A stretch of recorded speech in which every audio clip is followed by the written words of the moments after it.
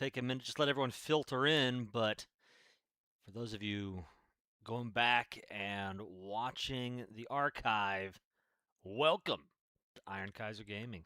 And welcome to some of the most exciting news. Okay, let's check the levels real quick. As people filter in, I'm going to have to ask them how the audio is, whether this is too loud or too quiet or whatever.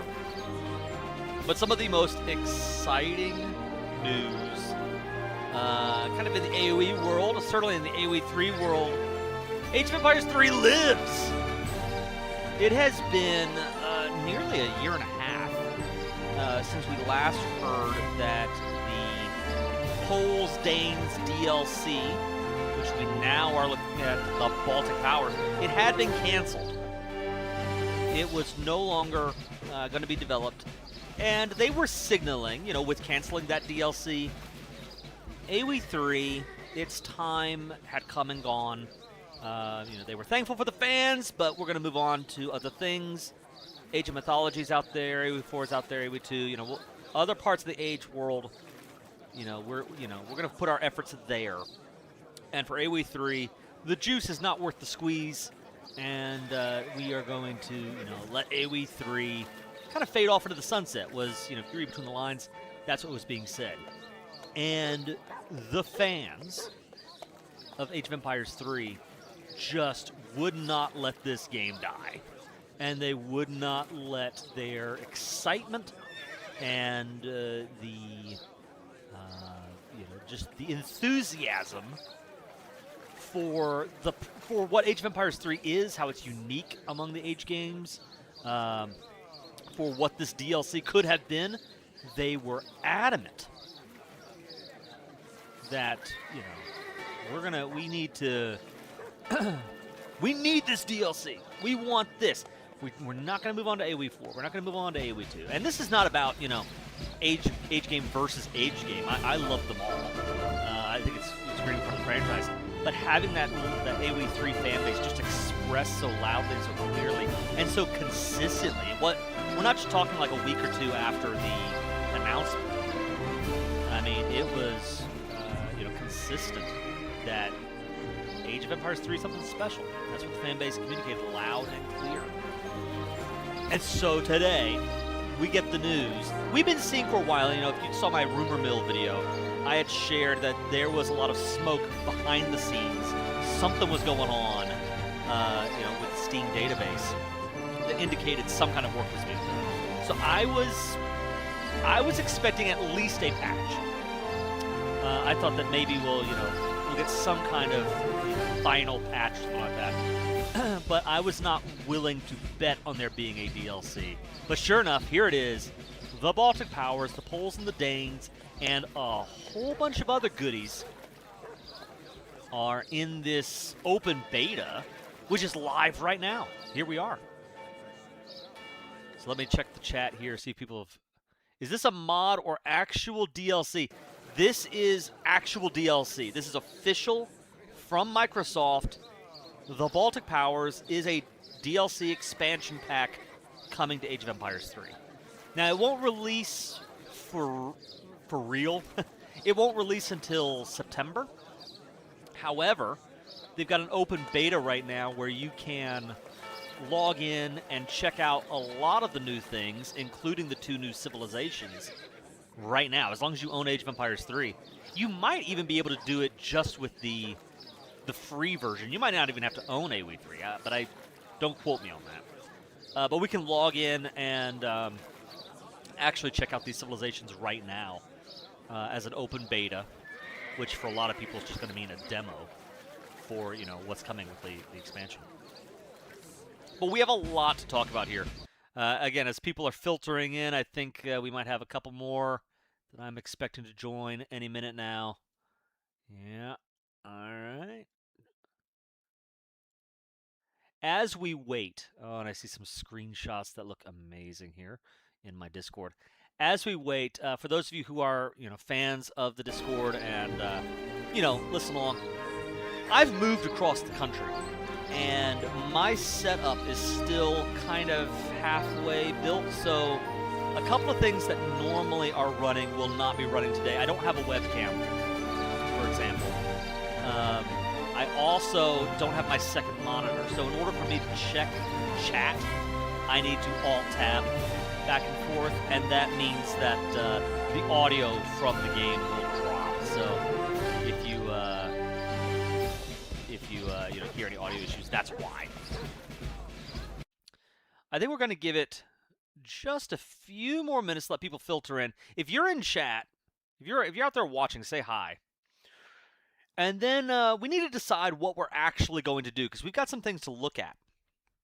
There are balance changes that are coming with the expansion pack, and we have a host of balance changes coming to the game. And I want to talk about them. I want to go through those and see, kind of the nuts and bolts of how the game is changing. Obviously, we have the Poles and the Danes to look at. We also have a lot of new revolutions. We've got some new native camps. We have a whole bunch of new explorers. Although I can only look at, let's see, the Party Smarter says, can you play the Civ slowly against AI or only in multiplayer against humans? So I could interpret that question one of two ways. In the generic sense, yes, you can play the Civs against AI. If you're asking me specifically, can I play the Civs slowly against AI? Absolutely, I can do that. I'm kind of with you. I think it's a lot, I'm assuming what you're saying is, it's a lot easier for me to learn the Civs, kind of read what's going on, figure them out by playing against AI rather than, in some cutthroat ranked match against another human being. So, yeah, I definitely think we'll do that. Yeah. All right. So let's see. I think what we're going to do with the Party Smarty here in Twitch chat, giving me that inspiration, I think where we want to start, maybe I just want to test them at the weekend to play slowly and read everything to enjoy them. I agree with you. And I think that's where we should start. There's a lot of cool things here, but undoubtedly, the number one thing are the new civilizations. So let's go ahead and dive in. Let me know, chat, if the game is too loud or too quiet. Let's look at the Poles first. I think we'll do the Poles, and then we'll do the Danes. All of this looks normal. Let's go ahead and pick, really quickly, we're going to pick Scotland, or one of the England maps, because they have a new... Where's Europe here? There we go. There's a new native camp I want to see if we can run into. England, here we go. No, that's just Hanover. Where's the House of Stuart? I need Scotland. There we go, Scotland. Alright, we're playing on Scotland. Alright, let's read about the Poles. Warsaw. The civilization bonus. Buildings cost less and build faster, but they're weaker. Starts with a hetman, a cavalry hero. So this is an explorer on a horse who can construct the same. I got a comment from my last video saying that this is pronounced same. So we're going to go with that. Who can construct the same, a building that produces resources based on settler population. We're going to check that out, but I assume what that means is that the more settlers you have out on the field, the more resources this building will produce. I don't know. We'll find out. Royal Guard units, Cav Archer, Cav Archer, the Piekur, no idea what that is, the Piekur, the Pikeman, and the Retainer. So the Piekur and the Retainer, I have no idea. We're going to find out. Unique units, Retainer, Piekur, the Hetman, and the Winged Hussar. Of course, you aren't going to have the Poles without the Winged Hussar. The unique buildings. Folwarks can train military units and also replace mills and livestock pens.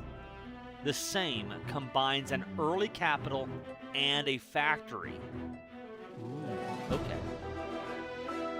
All right, let's look at their deck really fast, I guess. I'll tell you what. You know what, actually? Let's see here. This is that ship's a factory. No, we're not going to do that. We're going to come back to the deck. I want to play with the Civ Then we'll look at the deck for the pools and figure all that out. And then I think we... The game sound is really... Claymore, thank you. Let me fix that right now. Sorry. Again, I have to Alt-Tab back and forth to re-chat, so if I'm a little delayed responding to you guys, that's why. Alright. Welcome to Scotland, everyone. Let me know in chat if this is better. Hopefully it should be better. Bereit. Bereit. A battery tower. I don't know the... This is not normal. This is part of being on Scotland, and then we start with these wagons.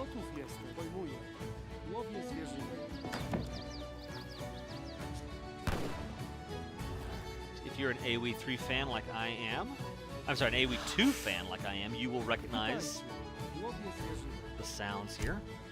I think the music itself is too loud. Beautiful, by the way. Really, let's just take 1 second. This Poland theme, very nice. I liked that. I enjoyed that. All right, but let's maybe do that.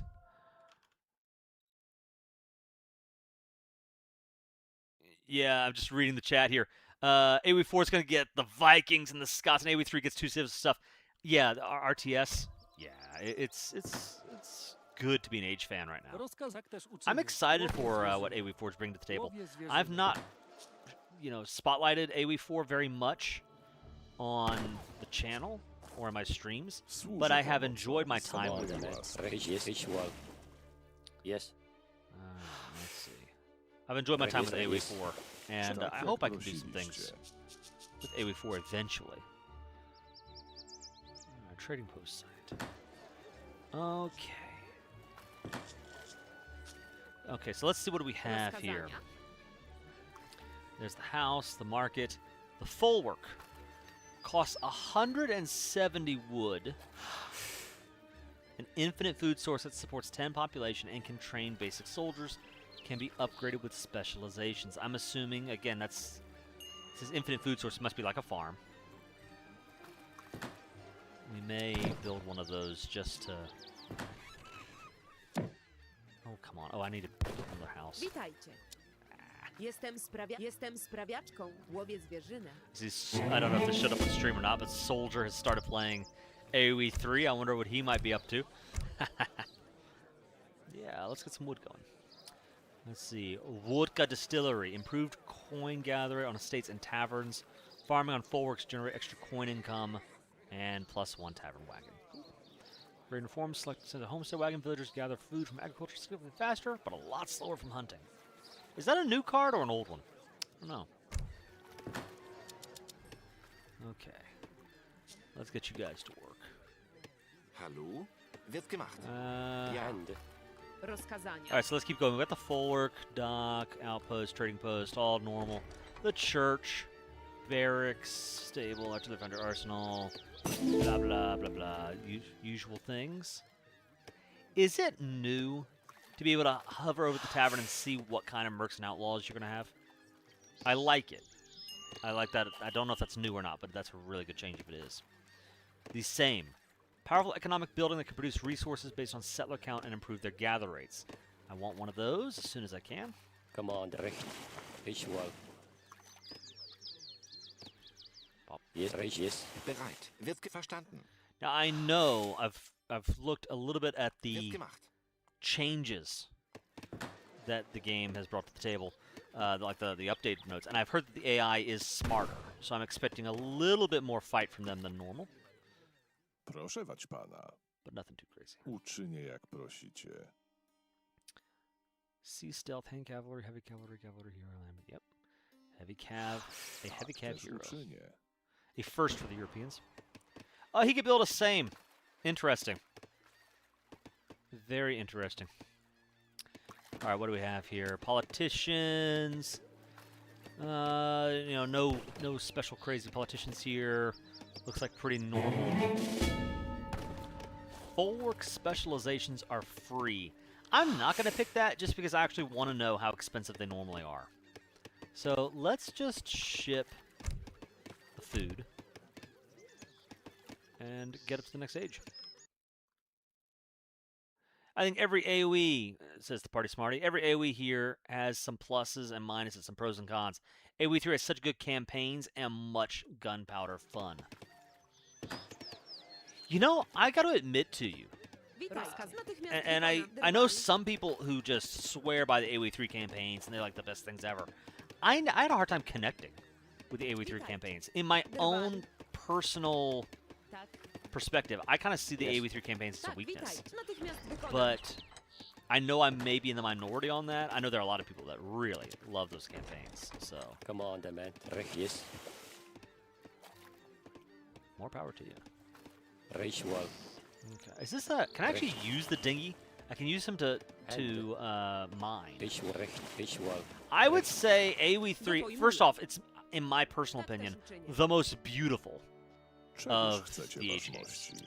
games. I mean, I think it's gorgeous to look at. Drwal. Especially, let me rephrase.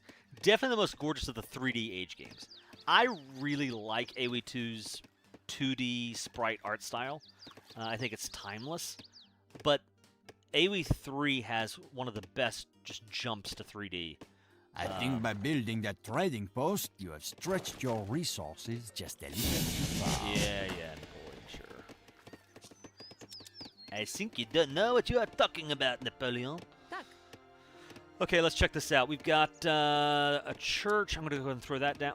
Jestem Whoa, sprawiaczką. that's kind of cool. I love when I think every European civ has its own unique church design. Definitely, that's a unique church design. Pretty cool. Witajcie. Jestem Drwal. Okay, let's get some fishing boats out here. Yeah. All right, what else do we have? We've got a barracks and a stable. Witajcie. Jestem Barracks. sprawiaczką. Gotowa jest. Stable, let's go. I need to get down to market, get my hunting upgrades. Yes. Yes, yes. Recht. Actually, you know what we need? Hold on. Don't listen to me. I don't know what I'm talking about here. We need more gold. We have food. We have wood. We need coin. Okay. Rozkazania. Jestem górniczką. Excuse me. Let me grab all of those. Okay, let's check it out. Crossbowman, pikeman, normal stuff. Although I think the we go from the veteran pikeman to the scytheman, so I'm gonna guess that just means maybe a little bit more HP and attack, but we'll find out. The Piekur, a versatile rifleman, good against all infantry, available in H2. Let's train one of these guys. Tak. Drwal. Czemuż uczynię, jak prosicie? Proszę, tak też uczynię. We also need to build a same, for sure. Tak jak prosiliście. Is there a Czegoż build limit? chcecie, Let's see. Build limit 1 out of 1. Okay. I wonder if you're supposed to play the poles in such a way that you throw this down immediately and it starts 0.67 food per second. I'm guessing. Let's see if that changes as I let's get out some more vills and see if that changes. Okay, here we go. Piekur. Oh yeah. He looks just like the guy out of Cossacks 3, the cover art. You know, with his bald head and that single strand of hair, or not, whatever, single cord of hair. That's I think it's the Cossacks, obviously, but I guess it might be a Polish thing as well. Okay, so what are his stats? I should pull up. So he's only got 16 damage. Then he's an extra 50% damage against heavy infantry, extra 50% damage against light infantry, and 3 times the bonus against light ranged cavalry and ranged shock infantry. So essentially, this is how I'm interpreting the Piekur. Is this guy is a skirmisher who's also a counter skirmisher. He does the normal skirmisher things, good against heavy infantry, good against light cavalry, like dragoons, ranged cavalry. But he also does bonus damage against other light infantry, crossbows, skirms, that kind of thing. W jednej I'll have chwili. to compare the numbers maybe to Rusza other w H2 jednej skirmishers, chwili. but means he might. I bet you he's even weaker than normal against heavy cav. Speaking of, what do we have here? The retainer and the winged hussar, and of course the cav archer. All right, let's see. Let's see. I'm gonna go check chat for a second here. What I really like about AoE3 is that every civ has so many different units, so they don't feel like the same. AoE2 has this problem the most. AoE4 has some issues with that, but it's getting better. Yeah, it's so fascinating. It's kind of the design of the two Age games are very different. It's kind of like playing a good chess match, Yes. where Yes. Yes. because there aren't so many differences, or as many differences, the differences that are there kind of Visual. pop a little bit more. Yes. But Witaj. Pojmuję. when you're in the mood for just every civilization feeling so distinct and really bringing their own strategies and flavor to the table, it's hard to beat AoE3. No doubt about that. Oh, here we go, the retainer. All right, we're going to look at him now. All right, 90 food, 60 wood. So this is, he doesn't cost coin, and I think that's unusual for cavalry. I think most cavalry typically cost coin. Let's see. Quick, affordable hand cavalry, good against other cavalry. Does 22 damage, and looks like 50% more of that damage against cavalry units. Huh. So he's great against artillery, good against other cavalry units, and good against light infantry, I would imagine, just by virtue of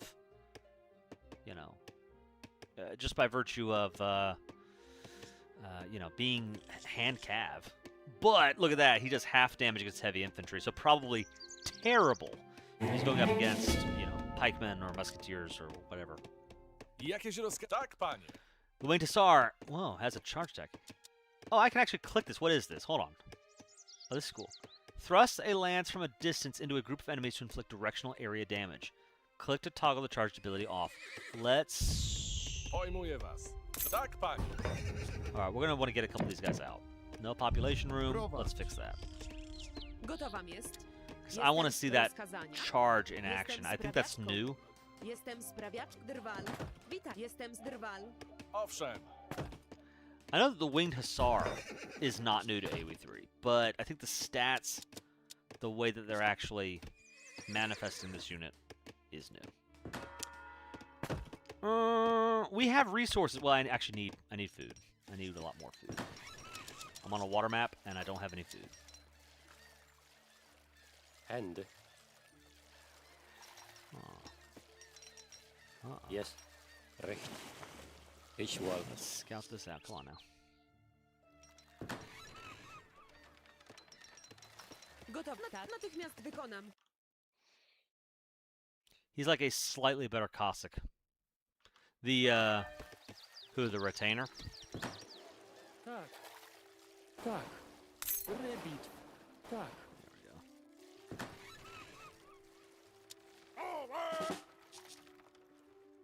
And yes. Visual. So Claymore, welcome to the stream. How are you feeling about Do was this pojmuję was. brand new Tak, expansion, panie. man? Pojmuję. There's Dobrze, so much to tak, get into. We're pojmuję. going to be Dobrze, looking tak at uczynię. the change log, the Tak, patch panie. notes in just a little bit here. Jakieś rozkazanie. Pojmuję was. But Dobrze, tak the uczynię. future's looking bright for AoE3. Alright, let's see if we've got some... I'm going to sneeze. Treaty of Lublin. Let's get that treaty going. Polish horsemanship. All cav train faster. Cavalry archers learn trample tactics, and winged hussars can use stampede mode. Okay, this seems like... I'm not going to say a must-have, but that seems really good. A lot better than the usual, what is it, the French cavalry school? Petit horsey. Oh, I'm not... Petty horsey? I know that's not how you say that, but I do not know how to pronounce that correctly. Polish cavalry hit points increased, and cavalry archers now inflict additional siege damage in melee with warhammers. Whoa, cav archers... Huh. Additional siege damage in melee.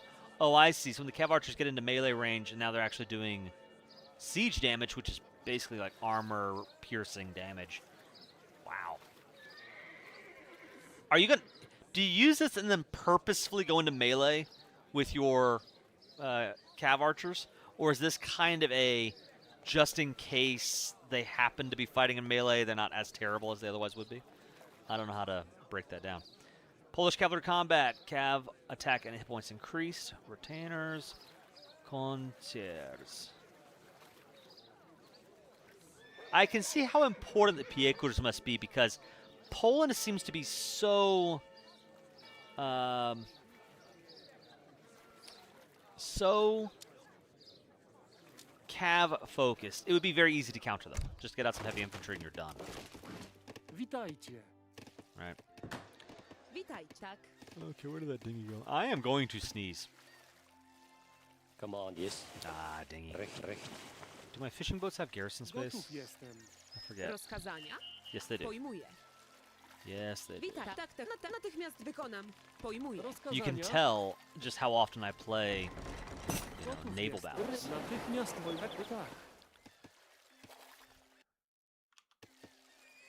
All right. Pop. Tak, natychmiast wykonam. Gotów, tak, pojmuję. Natychmiast wykonam. Łowię zwierzynę. Pop that right Rozkazania? there. Tak Pop, też pop. pojmuję. All right. Fortress Age politician. Again, no crazy unique politicians here. I can get 3 winged hussars with the scout or 6 piekurs with the marksman. I want to pick. I'm going to pick this just because I want to know what the Gallo Glass is. If I'm not mistaken, that's new. Tak. And I could very easily be mistaken. Let's find out. Jestem sprawiacz drwal. Speaking of, hey, where's my hero? Let's... Witaj. Rozkazania? Wiesz, panie, subratą.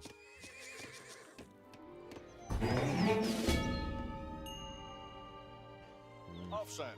There you go, Tak, sir. panie. Dobrze, tak, panie. I just realized this is a free-for-all. For some, I thought it was a 2v2, but no.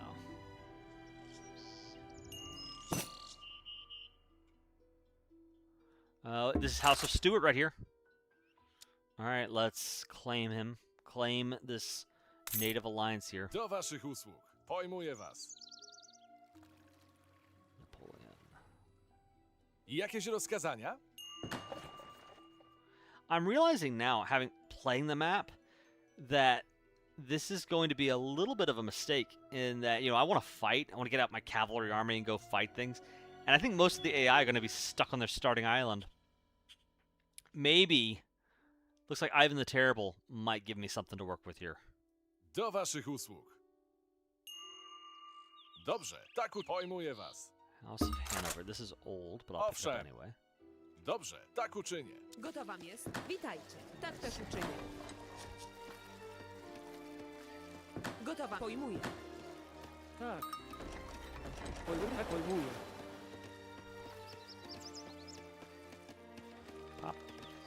Now that you are so far advanced in age, your uniforms must seem fine indeed.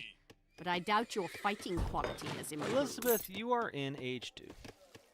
And very far in age 2. What are you talking about? Okay, so let's see. Let's pick up some upgrades here. I kind of want to see... Let's see. Was really happily shocked as AoE3 got an update with over 1 gigabyte with new civs, but wondered because the devs said, oh well, there'll be more DLC now. Yeah, that's how I started the stream. You know, was kind of going back and looking at, you know, the story from where we were to where we are now. Witajcie. Łowię zwierzynę. And you're right. I mean, that's where we were left last January. Is the DLC is canceled. Jakieś rozkazania? We're done. Owszem. And there were some people. You want to talk about Jakieś hopium? rozkazania? I see these people talk about hopium and kind of, you know, not really paying attention to reality, right? There were some people saying, oh, well, you know, maybe that means they've canceled this DLC, but they'll do another DLC later. No. You know, I think that if you're reading behind the lines in a way that makes sense, Łowię zwierzynę. you know, what they were communicating to us is that they were done. They were done with Age of Empires 3. And it was that fan base saying, no, this, you know, this game is something special. We don't want to, you know, we're not going to just move on to AoE2 or AoE4 or whatever. We really want to stick with our game. This is our game. And I think there are probably some people in, you know, whether it's World's Edge or Tantalus, whoever. I think there's some people there in kind of the dev team that really like AoE3 too. So, all right, let's look at this same. I've not actually looked at this yet. Sure enough, I am producing more resources because of my Vil count. I can switch it between food, wood, and coin. This is just like a factory. Boom, there we go. All right. What do we have? Again, I'll mess up the pronunciations here. Kisgaila Agriculture. Vils generate food faster on Folworks and through the agrarian policy. Braniki Architecture. Villagers gather wood faster from trees and through the building policy. Villagers gather coin from all sources faster and from the financial policy. Okay, so these are kind of like, you know, almost like market upgrades. Some extra market upgrades here. But they're also improving their kind of mini factory thing at the same time. Sapier Hetmans. Hetman hit points and damage increase. The Hetman is fully healed. Oh, wow. This is interesting because, you know, if you're really good with your hero, I could see a situation where, and notice how it tells you exactly how long it's going to take, 30 seconds. You get into a fight, that Hetman gets, you know, closer to death, and then pop, fully healed. That could swing a battle. I predict we're going to see some games where this technology right here makes or breaks the match. That's pretty cool. Lezhinsky alliances. Native warriors are less expensive. You can train more of them. The same supports 50 population. Wow. Nice. Very cool. Very, very cool. Since I have the resources, I could revolt to the Cossack Hetmanate or to Livonia. Let's see. Settlers become churns, defensive farmers. Haidamaka, who can dismount and counter infantry, replace crossbowmen and retainers. Huh. So your crossbowmen and your retainers both become this. I'm going to guess this is like light cavalry. And so this is light cavalry that they can dismount and become light infantry. Kind of like... Oh, I'm forgetting which unit it is. There's a mercenary, an outlaw, that does the same thing. That's kind of cool. I like that. And then there's Livonia, which is... I could go into a whole history thing about Livonia. They are the Teutonic Knights, essentially. That's the short version. You get a fort wagon and a high master. Settlers do not convert, but they spawn one Burger militia each, which is Germany and Dutch's new version of the town militia. Pretty cool. We're not going to revolt, though. I think we're going to stay with Poland for right now. Wing Star, Settler, and Pigs. Tomes of 1,000 HP, of 1,000 XP. Fort wagon. Let's do the fort wagon. Okay.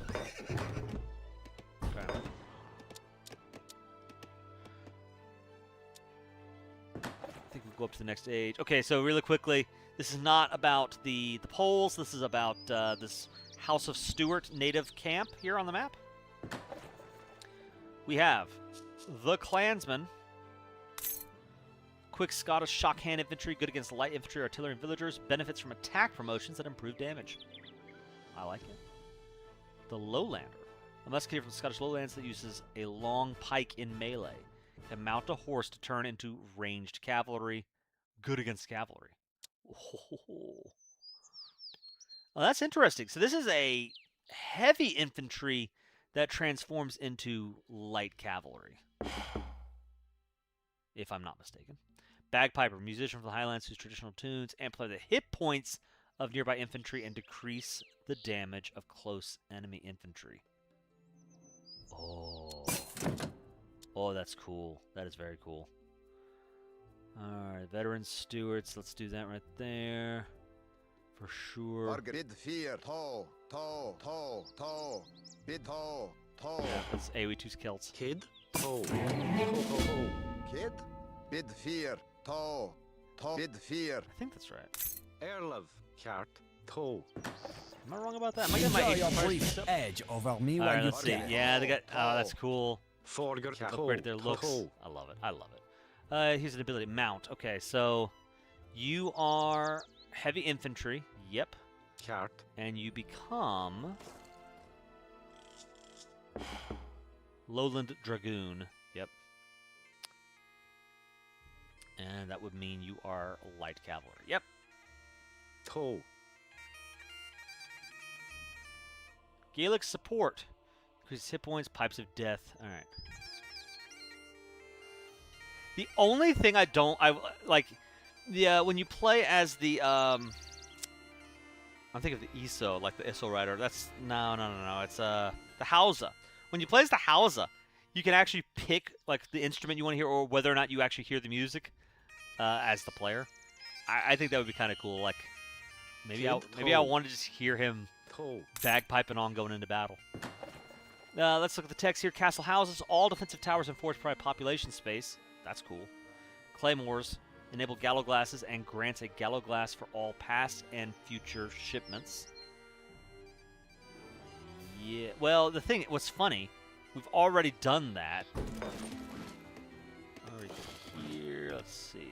Yep, gallow glass. You're new. So I'm not gonna pick that tech just because we've already got that.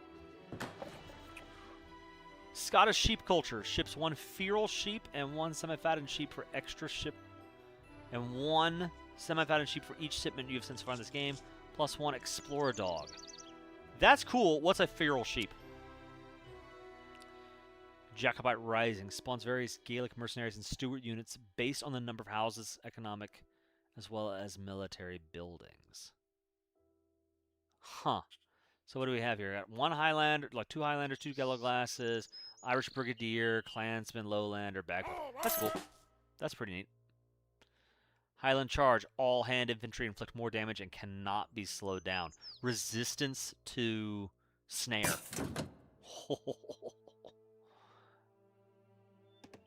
I'm looking forward to seeing some Clansman charges. I think that'll be neat. Kid. Tall. Here's the Gallow Glass. A mercenary here. Yep. Quick, heavy Gaelic swordsman mercenary that inflicts damage in an area. Kind of sounds like maybe a Tall. fast-moving Doppelsoldner. Bid fear. Tall. I can't really compare the stats, but that would be my guess. Bid fear. All right. We're in age 4 right now. We go to the Imperial Age. All Hetman upgrades at the same researched. Don't know how useful that is. I bet you if we go to the same here. I never did pick up this one. So there's probably a couple versions of this that improve our hero. We can revolt to the United States, Hungary, or the Duchy of Warsaw. Your military changes to standard modern European Guard units. You get 2 cannons. I think we probably should check that out. Just for the fun of it. I don't even have to... You know what? Here we go. We're going to cheat a little bit here. Because I just want to see what guys look like. Coraz z życiem ruszać. Very cool, very cool. Jakieś rozkazania? Here's our Winged Hussar. My goodness, look at that. Yeah, don't they look like, just nasty pieces of work. That's great. And then let's upgrade our retainers as well. Boom. So cool. Now, somebody on my Discord was saying, oh, yeah, we can... Oh, I didn't get the sheep. Let me go back over here. Where did the sheep go? All right, they're the regular sheep. Rozkazania, jak też uczynić. Fort wagon. Neat. Oh, feral sheep okay, so you'd have to hunt them with hunter. I got it. That makes sense. All right, I could go to age 5, but I want to go ahead and pick Warsaw. Let's see what happens. So now we unlock the Vistula Legionary. Owszem. Dobrze. Tak, panie. Extremely cool. To speak the modern lingo, the drip on these guys, fantastic. And they are backed up by the Vistula Riflemen.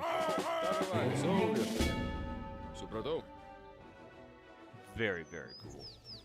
Love it. Absolutely love it. Over here now we have Vistula Ulan, the Vistula Hussar, and the Krakus, ranged cavalry, good against cavalry. Benefits from skill promotions that improve range and attack speed.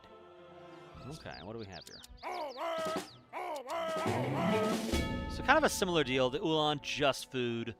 Kind of in AoE2 terms, a trash unit. It doesn't cost any coin. The Hussar, heavy cav, with extra attack range. And they also have... W jednej Do chwili. waszych usług. Yeah, you've also got the weak charge attack.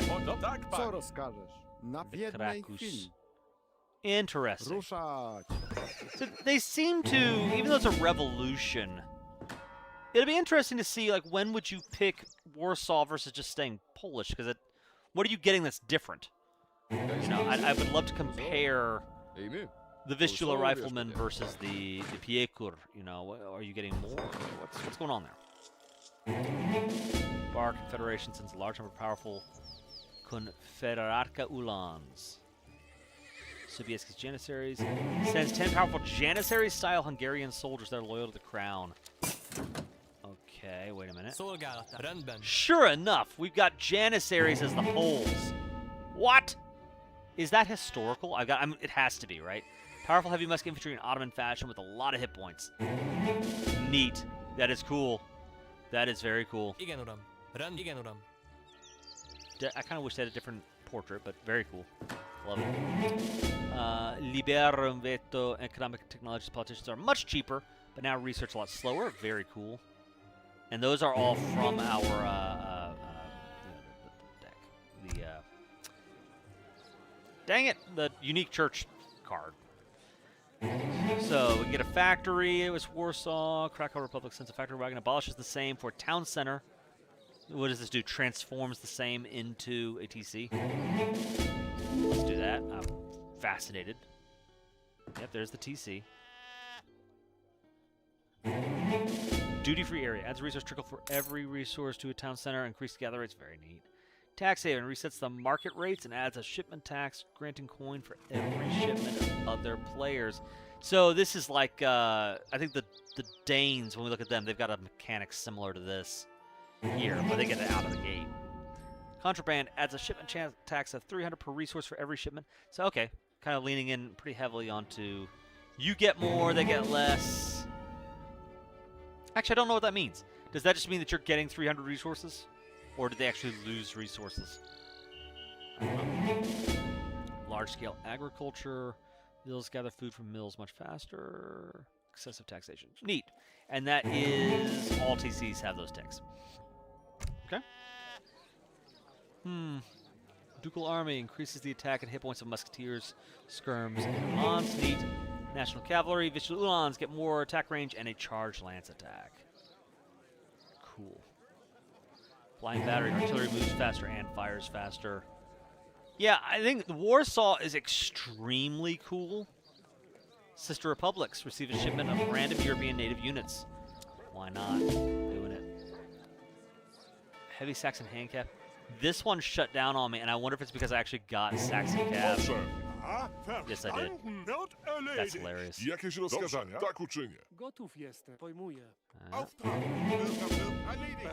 Yeah, that's a lot of random Ready. European units that I just got there. Cool. Alright. I'm going to assume, I'm going to Alt-Tab here. Let me check these texts really quickly. I'm going to shut that off. There we go. Quickly sends 30 random infantry units, but removes all houses and bulwarks, reducing your population space. Huh. This card may be sent twice only. Why am I able to click it 3 times, I wonder? Kosciuszko Uprising. For each house and economic building, you receive 1 pikeman and 1 skirmisher. I love that. That's a great idea for a card. November Uprising. For every second military production building, you receive 1 horse artillery and 1 Vistula Ulan. Dang, these are cool. Advanced Arsenal. Move the arsenal to the Commerce Age. Enables more powerful. Yep.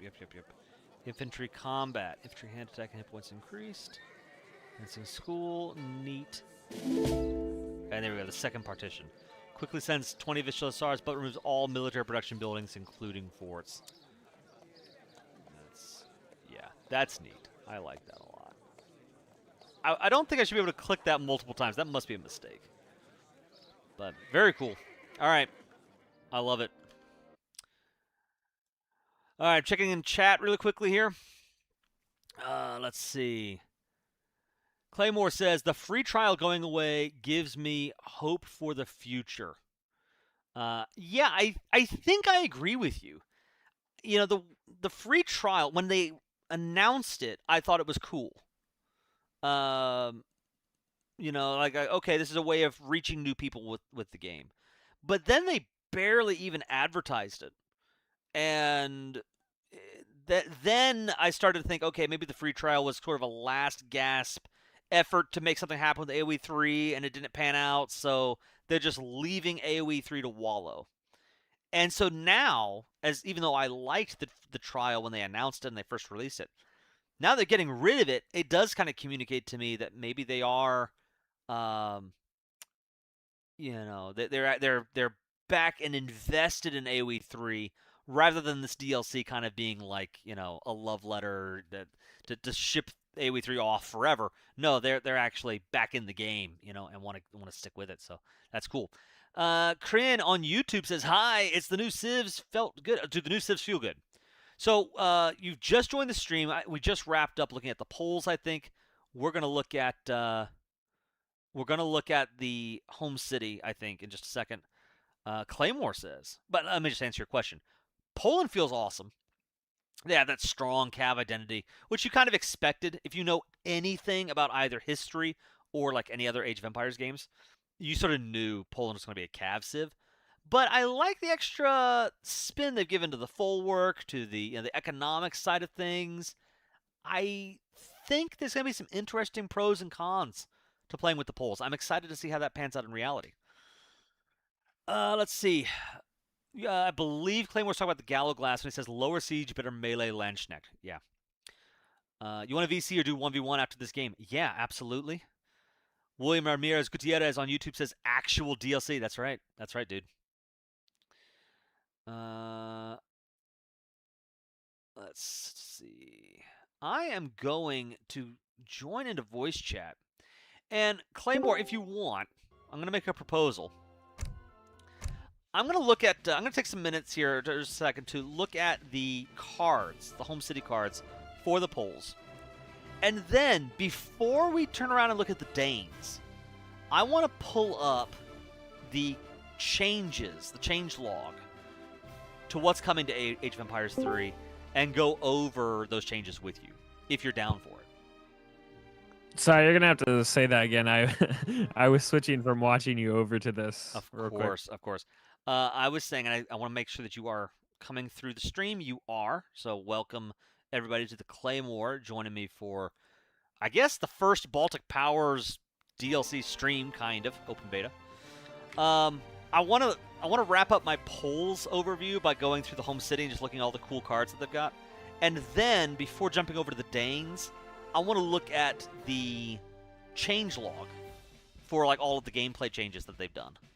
And I think it might be a lot of fun to look at that with you and get your feedback, because I think you'll have a lot more fine-tuned of an opinion on how these changes are good or bad or whatever, and I'd love to hear it. Yeah, I can do that. I have time. I just don't have forever because we are in Harvest. That makes total sense. Yeah, I remember you saying that at the Discord, and I wasn't even expecting you to show up. So. Oh yeah. I'd love to ask you. I was able to come home, so. If you have a second, because I care about my people more than I do a game. I'd love to know, what is Harvest like? How does that look like? I mean, it's late over there, right? How does that pan out for you? So it really depends on the year. Yeah. So this year we're not too worried about rain, so we're a little more laid back. So that's why I'm able to be like home this evening.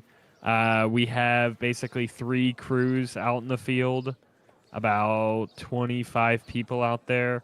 I was on the morning crew, so that's why I was able to come home. But yeah, I worked for about 13 or 14 hours. Yep. Wow. And I could have stayed out until probably about like an 18-hour shift, but I was like, nah, I'm going home. I'm going home. I was in the middle of a cornfield when the announcement came out, and I was like, oh no, this is just the worst timing. It was the middle of the day. Yep. Yep.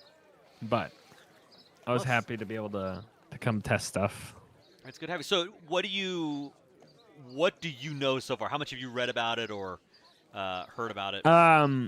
So I watched Lionheart's stream. So yeah, I know pretty much everything, I feel like. Although I've been out in the field, like my job is basically like extremely busy and then not busy for a bit and then extremely busy. But I don't think everyone's found everything. Like, I think I just found they reskinned the commandery for Malta. I think that's something no one's noticed. It. Yeah, like it still has the old commandery shape. Yeah. But it has more of a Maltese style. Like it's made out of sandstone now and you stuff are like that. the Malta man when it comes to I am the Malta man. The history. So does it feel more authentic? Does it like, you know? Oh yeah, no. Yeah. That's way more accurate. It was made of like wood before, yeah, and now it's like sandstone brick, which looks really cool. It looks awesome. That is totally my jam. I cannot wait to check that out. I was hoping for more Malta changes, to be honest. And I think we got some. I think the forts got a little bit changed, maybe, to be sandstone instead of like all their buildings look lighter now, is what it appears to me. Yeah, that's cool. So there's a lot of cool stuff here. I was gonna test them because I was gonna do the Livonian revolt for them, because the Maltese have epic crossbows, as you know. And this revolt has special crossbow upgrades. Yeah. So I was going to see if I can't make them the tankiest crossbows in the world real quick. That's a video in the making right there. Yes, the world's tankiest crossbows. Okay, really quickly for everybody on stream, let's. I'm going to go through these cards, and I'm going to blast through them really fast so we can get to the change log. We've got. I'm just going to pick the interesting ones here. In Age 1, Res Chapolita sends 1 settler for every 2 buildings, up to a maximum of 15. Interesting. Those are always fun. Grand Hetman. The Hetman can heal cavalry and get stronger with more allied units around him. Oh, interesting. Interesting. So, that's like one of it's one of those your hero's better cards. But this one seems to scale. I don't think you get as much out of it right out of the gate, but you're going to get more later on in the match. Interesting. Anything else interesting? Amber Craftsman villagers gather coin from mines faster. Mines laster longer. Typo there. Mines last longer. +1 copper prospector wagon. Agrarian reforms. Yeah, pretty cool. I'm going to move along. Kilabasa. All newly constructed fullworks spawn a pig. Livestock fullworks can automatically gather, harvest herdables, and offer +5 gatherer slots. 8. Grain export. When the shipment arrives, all of your food is exchanged for 80% of coin. I think that means that 80% of what you gave in food comes back to you in coin, if I'm reading that right. I'm trying to find the change log. Real quick. I'll send it to you. I think I've got it pulled up here. Also, I can confirm that this crossbow is pretty decked out.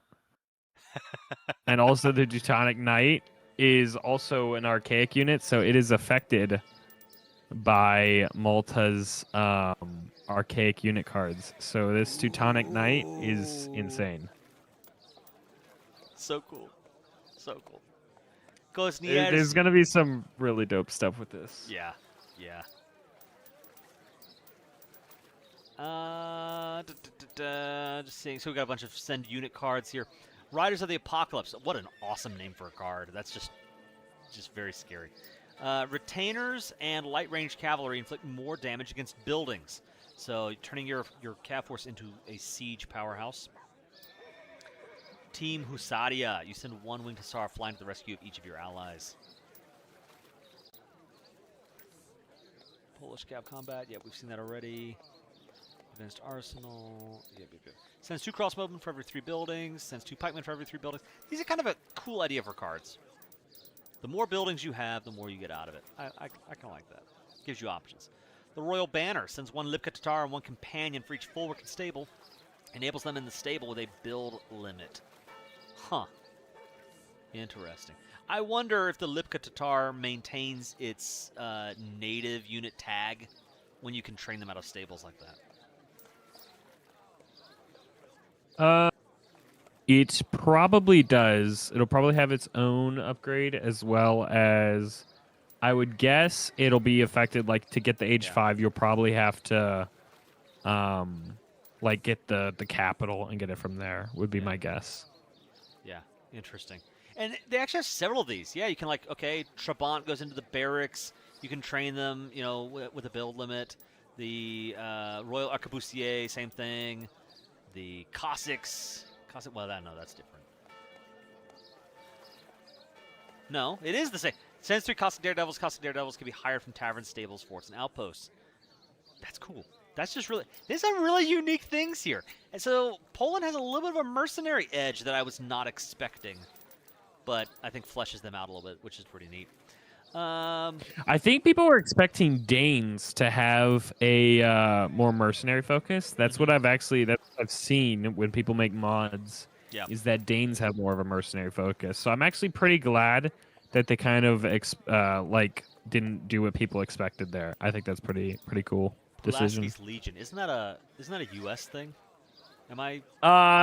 Yes, Pulaski, he came from Poland. He was an officer in Poland, did a bunch of stuff there. Then he came over to the U.S. and awesome. and he's basically the father of the U.S. cavalry. Right, which is so cool. That's so cool. Barbicans, your heaven can construct forts, enables you to construct twice as many outposts, and increases the hit points and attack of defensive buildings. All right. Send retainers for 2 buildings, and PA code for every building, what is that? 2 buildings? Yep. Yep. I love the idea of these mercenary cards. That it's just so much more fun than, you know, here's some coin, you got 1 batch of units, and now you're done. That's really neat. I wonder if, like, when you did that revolt, you know, it replaced all your like regular units. built units in the barracks. I wonder if you'll be able to keep those after you do that revolt. I'm wondering that too. Yeah. You know, something that, I forget if I put this in the Discord or not, but something that I am realizing, and I am as excited as I am, like, nervous, is I've got to update the Better Descriptions mod with all of this stuff. Oh, yeah, no, it'll be a lot. But even then, you know, I'm looking at, like, like the upgrades from, it's like, okay, this skirmisher now has become that skirmisher, and I'm thinking, well, what's the difference? Yeah, I'm definitely, I need it for me, so I know that some people get help out of that. Equips retainers and lances that have greater attack range and no damage penalties against heavy infantry. I didn't realize. Do the retainers have a damage penalty? Oh yeah, they do. Yeah, they do. Yeah, Sorry, that's the 0.5. Yeah. The 0.5. Right. So that's nice. That's huge, actually. Being able, because they only cost food, so being able to mass them up and throw them at, you know, they counter all cav. They counter light infantry by default. Now they're not countering. But now they're effective against heavy infantry. Good grief, those guys must be. I think their damage is slightly less. I may be wrong, but I did win that tournament. But I think their damage is slightly less than that of a Cossack. So before the upgrade, it's basically a Cossack that's fairly good against heavy cav, like better than a Cossack. But I think after that card, it'll be able to like hold up against heavy infantry like Cossacks do. But it will still be better against cavalry, obviously. Miro Dragoons. I don't know if that's I don't know if that's like a new Dragoon unit that you're only getting from your home city, or if that's just your regular. I'm guessing that's Royal Guard Dragoon. Okay. If you ship Yeah, it. that would make sense. Oh, I just realized you're. I just realized you're just looking at the cards in the. I thought you were still in the game when you were looking at them. Yeah. This castle complex, sense forts battery towers, cool. Democracy of nobles upgrades the same. Oh, that's into a senate. The same goes into a senate that can spawn cannons and only requires 50% of your settler population for res. Isn't the same, or however you say it, in that the Senate kind of? Yeah, it's pronounced same, or at least that's what I've been told. Okay. I'm confused as to what that means. It only requires 50% of your settler population. So is it saying that there's a cap to what the same can generate resource-wise? And with this, you know, it's like that cap is halved in order to get full effect. I don't know. Yeah, I'm assuming that means you just only need 50% of whatever unit of whatever village, like the number of villagers to get it to its max level. Yeah. That's my assumption. Villagers gather all coin fast, especially for mines. Okay, almost done here. Salt mines. Villagers now also gather a bit of extra food when mining, and mining rate is improved near economic. That's a cool idea, but you're in age 4. Assuming you didn't just, you know, fast industrial, how likely is that card gonna be to actually be useful? You know. I could see that used for like maybe treaty 20s or something. Yeah. I'm not 100% sure. It'll just have to be tested. Treaty 20s and modes like that, that's a blind spot for me. I never think in terms of, you know, arena matches or like these long treaty games. Yeah. It is. I could see it basically being like the haciendas for Spain. Basically, that is your transition from like gold mines to plantations, or rather states. I could see this card basically being like an interim. So instead of having to spend, yeah. Ooh. So that could possibly be like basically a 4,000 wood shipment in certain circumstances. Yeah.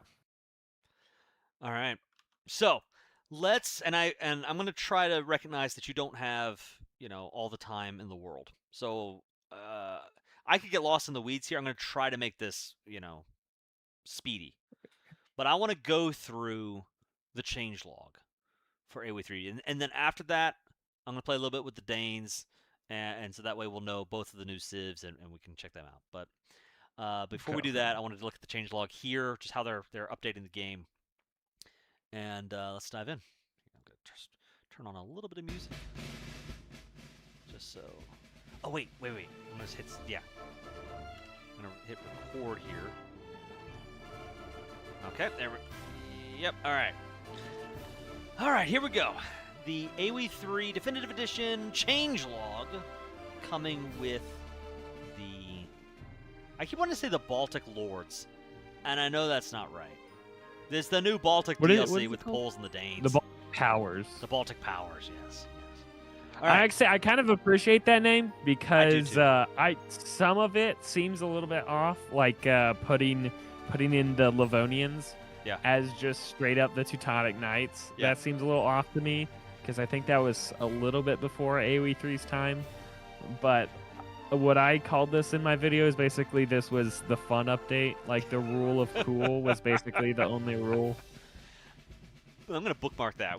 We can go back and talk about Livonian history. I think it'd be fascinating. But, yeah, I want to dive into the changelog here for sure. And yeah, I agree. I like the name. I think it stands out a little bit.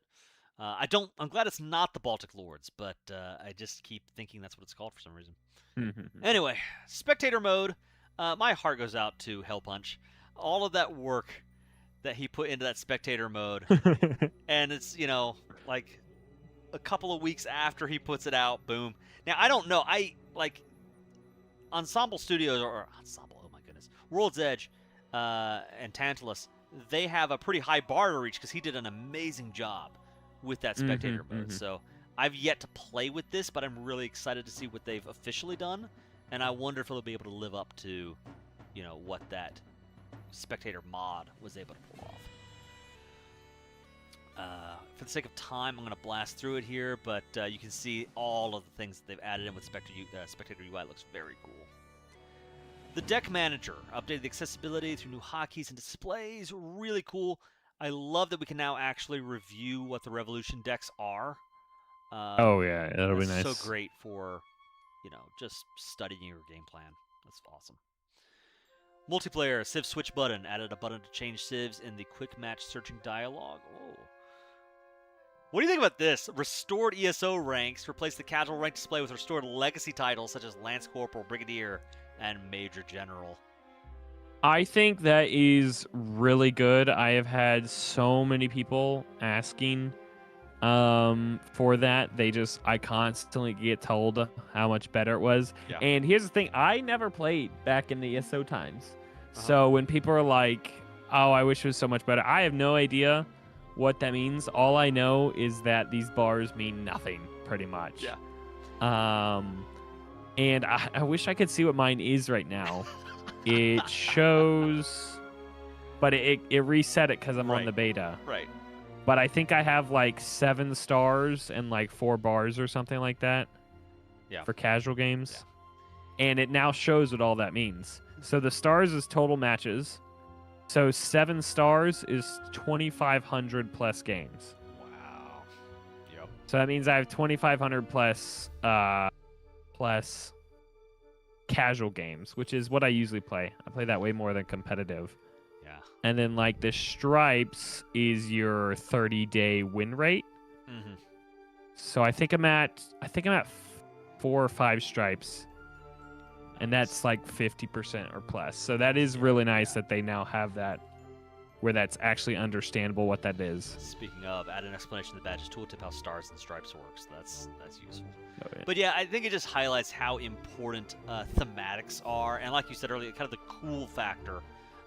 There's just something so much cooler about just being able to say, "Oh yeah, I'm a brigadier in AoE3," than saying, I don't know, Gold 1 or whatever. So yeah, that's pretty cool. So they've rearranged some things. The friends list has been updated. The lobby filter, cool stuff. User interface. I'm curious to see how what is assertive walls, a multiplayer lobby mod will work with these changes. That'll be fun.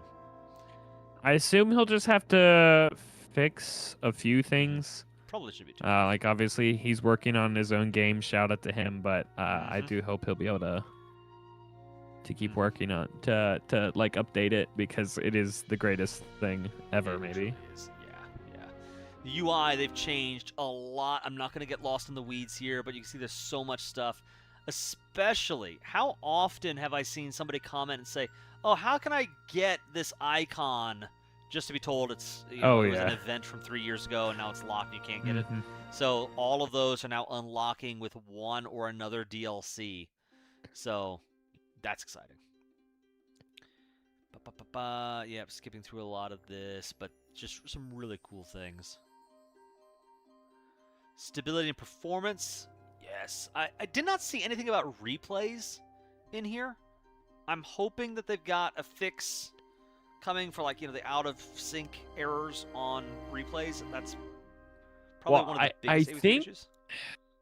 I think the out of sync errors probably have something to do with the normal out of sync in games. Like they probably have something similar with them. So since I don't see a fix for that anywhere in the changelog, I'm a little bit worried. Yeah. I'm a little bit worried that that's not at all fixed. It's so big of a change, and they've clearly done so much work on the game that I can't help but think, oh yeah, they must have fixed it, and it's just I'm missing it somewhere. It's not in the logs, but if they haven't fixed that issue, that'd be heartbreaking. They definitely need to make that a priority. Okay, scenario editor. This is big for me, and I think this would be big for people putting together YouTube videos and wanting to learn more about the game and test things. That's very cool changes. Triggers likewise, really cool stuff. I'm gonna go again, skipping through this for the sake of time, but some very, very, very, very cool things. AI, better. Skipping it. Army management, yeah, this is just AI stuff. Very, very cool. I Gameplay know a change. lot of people that appreciate that. A lot of people do single player. Yes. Yeah, I'm only skipping it for the sake of time, but you're right. For a lot of Yeah. people, RTS games live and die on their single-player experiences. And AoE3's AI has not been the best in my experience. And so seeing Oh, no, all of it's those changes is really nice. All right, gameplay changes. Interesting. The duration of snare has been reduced. What do you think about that? I think that's a good change. So I have a sneaking suspicion that some of these changes are in hopes of bringing more players from Age of Empires 2. Yeah. And that will hopefully bring them more money. I think the snare change is trying to do that. And I think also the change of adding a new game mode without cards is trying to do that. I agree with you. Yeah, I think that's a gambit of theirs. I'm really excited to see the mode. Disappointed we can't try it out with the open beta, but really excited to see how that plays out. And yeah, with any luck, it will mean that more people come and check it out. I know that's one of the most difficult things for me when I've tried to recommend AoE3 is people come in, they see the whole deck system, and before they can get invested in it, they kind of like, like even myself when I play AoE3, sometimes I think, oh boy, I've got to fix my decks and everything, and it just slows me down. So having a mode where you can just dive in and play, I'm really excited. I hope that they replace Empire Wars with that mode on the ranked ladder, and I want to be that I don't guy. know anyone who plays Empire Wars, to be honest. Yeah, exactly. Let's see other changes here. Don't think there's anything super huge there. Units and buildings. I think most of the stuff, it's like minor. I'm not going to go through all of this. Like the wall pillar, the HP has gone up to 1,000 HP. Cool. The arsonist, negative multiplier against artillery removed. Cool. But nothing that I think is super massive. The Royal Horseman, HP increased from 900 to 1,200. In this section, is there anything that jumps out to you that you say, whoa, this is a game changer right here? This is like really worth spotlighting. Just the different units and buildings. I think there's 3 slightly bigger things. The Tatar Archer, that'll make Russia's Bashkir Horse Archer build more viable. Because they nerfed it in the past to make it weaker, so now it's pretty bad right now. The Royal, where is that? The Royal Musketeer, that is just straight up a nerf to France. Yeah. I don't know how much France needed that nerf, but that's what that is. And I can kind of appreciate it personally. I think that rush is a little bit broken. And then the one other thing, where is that? The arsonist, that thing is just the worst, so any buff to it is perfectly fine. But is that what they need, though? It's like, oh, they're struggling against artillery, so we need to, I think, so the only thing that really affects is India has a card, age 4, that enables India to make them. And I don't know if it shows what their negative multiplier was before. Yeah. But I think it was like 0.25 or something. Yeah. So it was absolutely not usable at all because your opponent could just basically the arsonist, the idea of the arsonist was this was going to be India's like artillery, because India can't get artillery, but artillery need to be able to kill artillery. Right. So I think that's a good change. All right, I'm scrolling I down can here. actually test that real quick, but you can go ahead. Yeah. Cards and text. Spies. Writing school no longer counterbalances the train time improvements for Hackapellets and Lancers by -20%. So did that just not affect those 2 units? That's amazing. No, I think. No, it definitely affected those 2 units because you can build both of them really fast after riding school. But I think they'll build slightly slower now because I think they have like an artificial thing that makes them build slower. Yeah. So it'll no longer like counterbalance that or something. Weird. Or Okay, maybe they just built slightly slower. I'm Yeah. not sure. Okay, I've read that the other way around. But all right, cool. I don't know if they'll build faster or slower, to be honest. So I don't know. Yeah, That's a little bit confusing. That's worth studying for sure. Okay, native text. We see a lot of changes to the native technologies. Again, I'm not gonna really. I don't know that there's. Well, you tell me if you see anything. House of Vasa has a whole new technology. So I guess they have a whole new unit, the companion.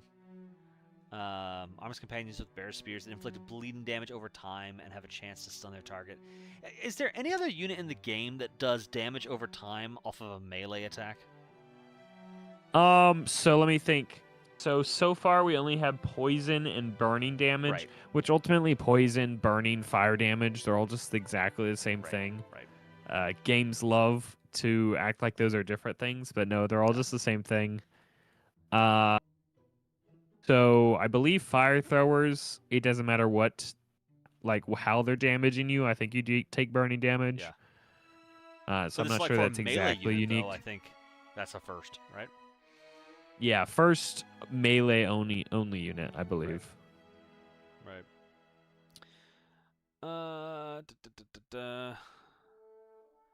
Okay. Oktoberfest is now useful. It now refunds 4% cost of each trained unit instead of 1%. So that's a massive. It always is so funny to me when you have these. I mean, that's a massive change. It's now like 4 times as much resources as you're getting from that. Yeah, that'll be so broken in like late games. Yeah, you talk about those 20-minute trees. I've used that. I've used that sometimes to get like tens of thousands of resources. I think so. Yep. Scary stuff. So that'll be kind of funny. Again, I don't know if there's anything else jumping out to me. Okay, here we go. This is what I wanted to see. Civilization changes. Help me understand, Claymore, what all's going on here. We've got the Aztecs.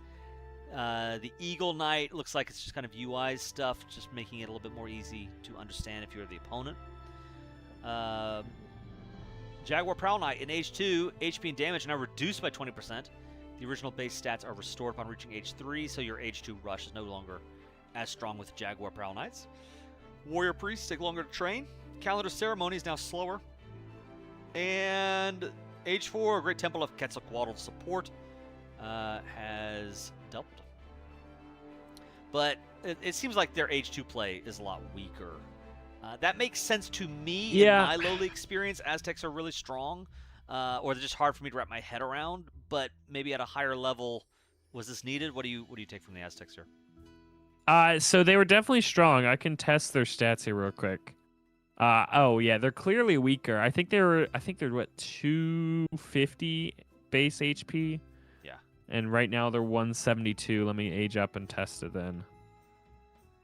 215. They were 215. Yeah. So that's like about a 40 HP difference, which is pretty massive because you can get 3 of them age 2.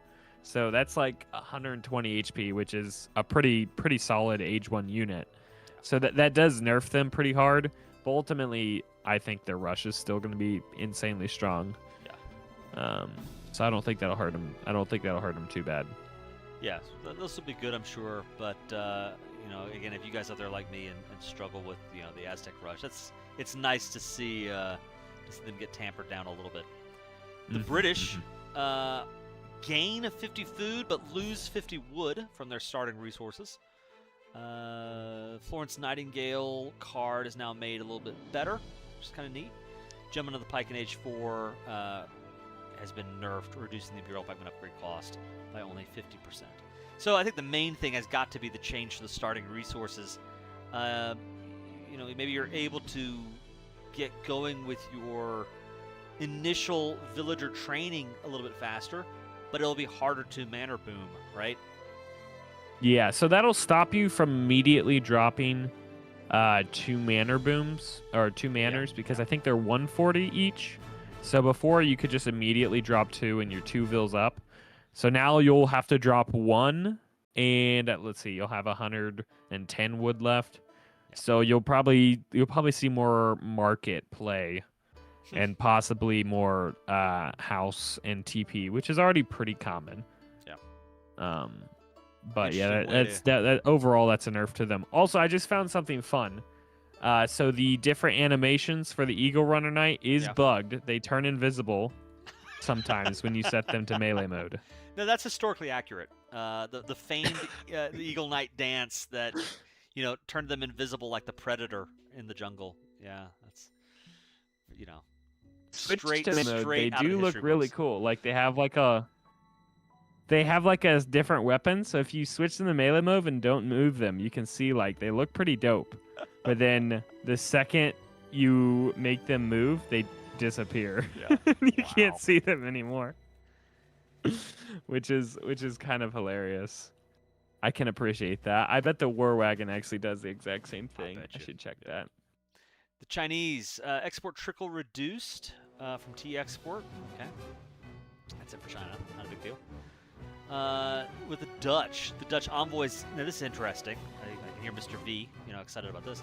Envoys can now construct trading posts by default, and their build limits are now increased, by +2, +3, +5, +5 after age 1. Advanced estates, blah blah.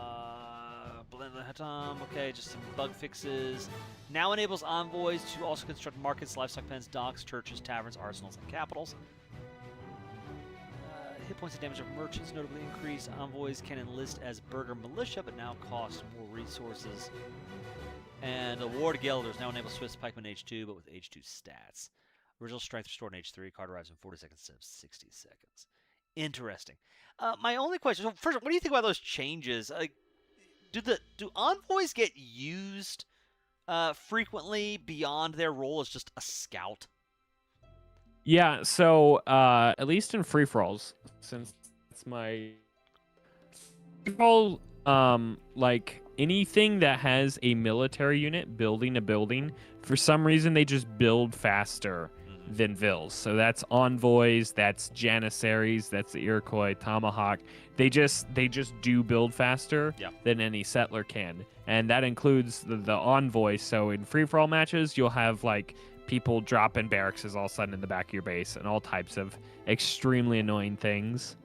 So that does matter. All the things that I see here, I don't think will really matter for them, other than the being able to drop a TP. I think that's the only thing that really matters. Sure, everything else here, like that's just not something you usually do.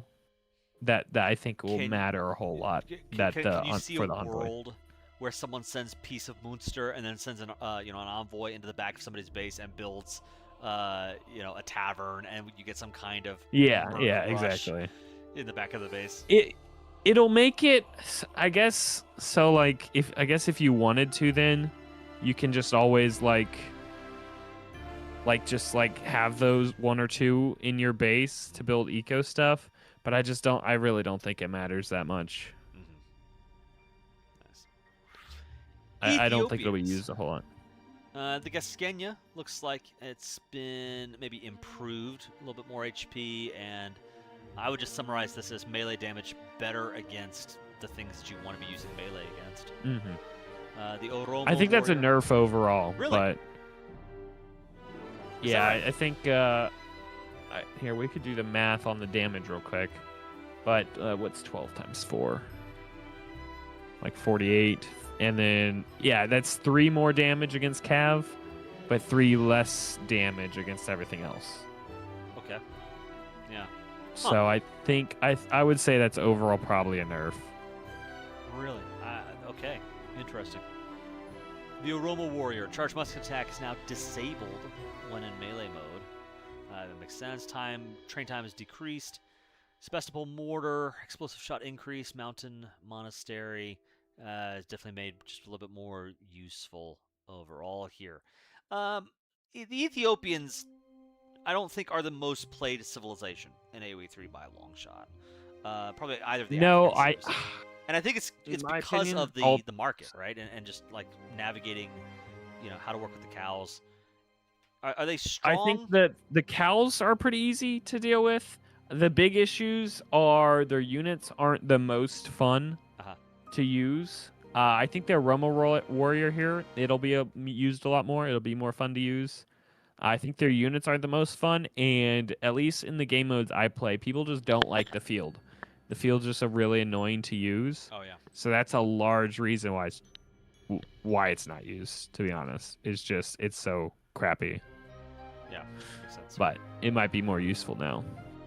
The French removed 50 food starting crate, and wilderness warfare has been nerfed.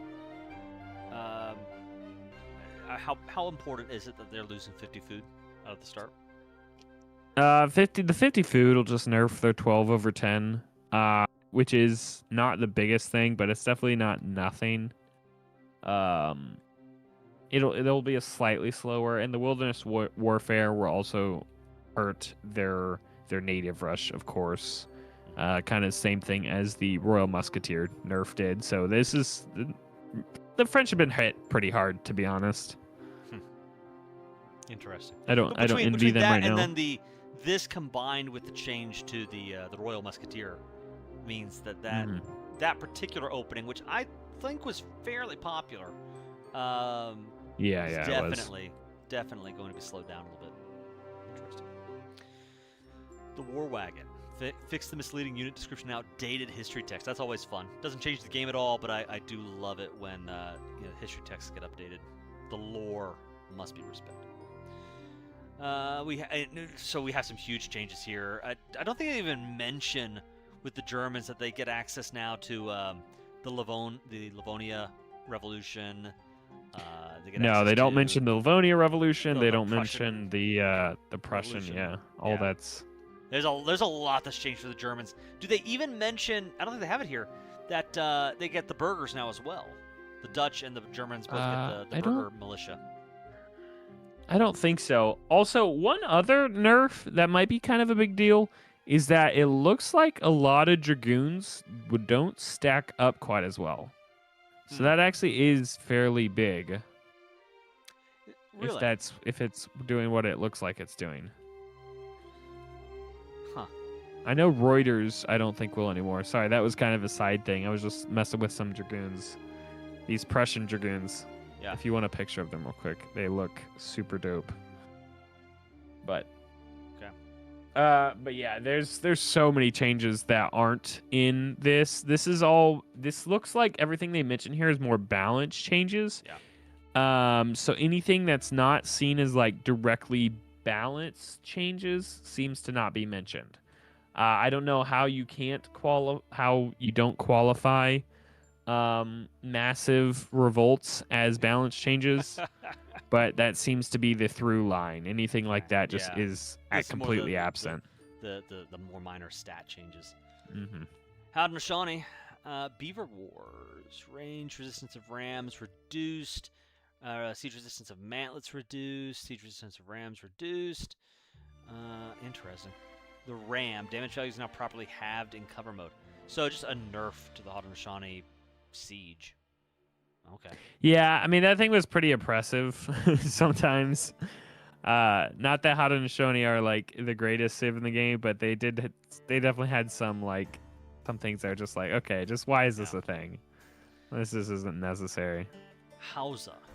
Lafitte Knights increased from 3 HP, increased from 375 to 390. The Habanaya decreased cattle to influence exchange value. Koos villager gather work rates increased. Loyal warriors added a check to prevent Akana and Kobe's granting free influence from the second loyal. Okay, cool.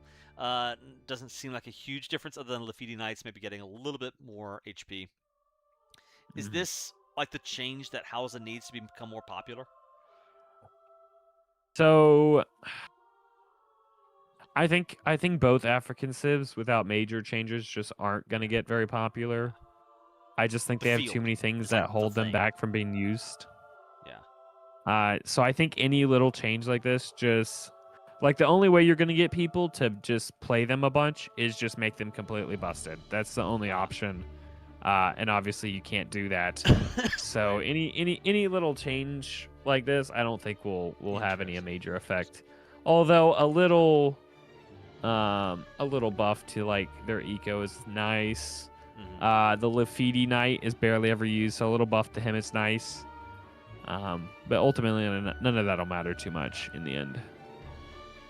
The Inca. Don't really see. Plumed Spearman costs less. Curare does a lot more poison damage, which is nice. It doesn't seem like a huge change, but maybe I'm wrong. I mean, that thing's so inconsistent anyway. Some guy did a bunch of tests on them, and like a bunch of times they literally it doesn't work.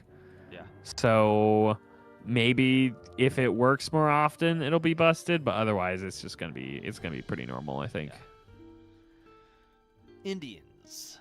Siege Elephant removed redundant fire modes. Urumi, damage bonus against cavalry reduced from 0.75.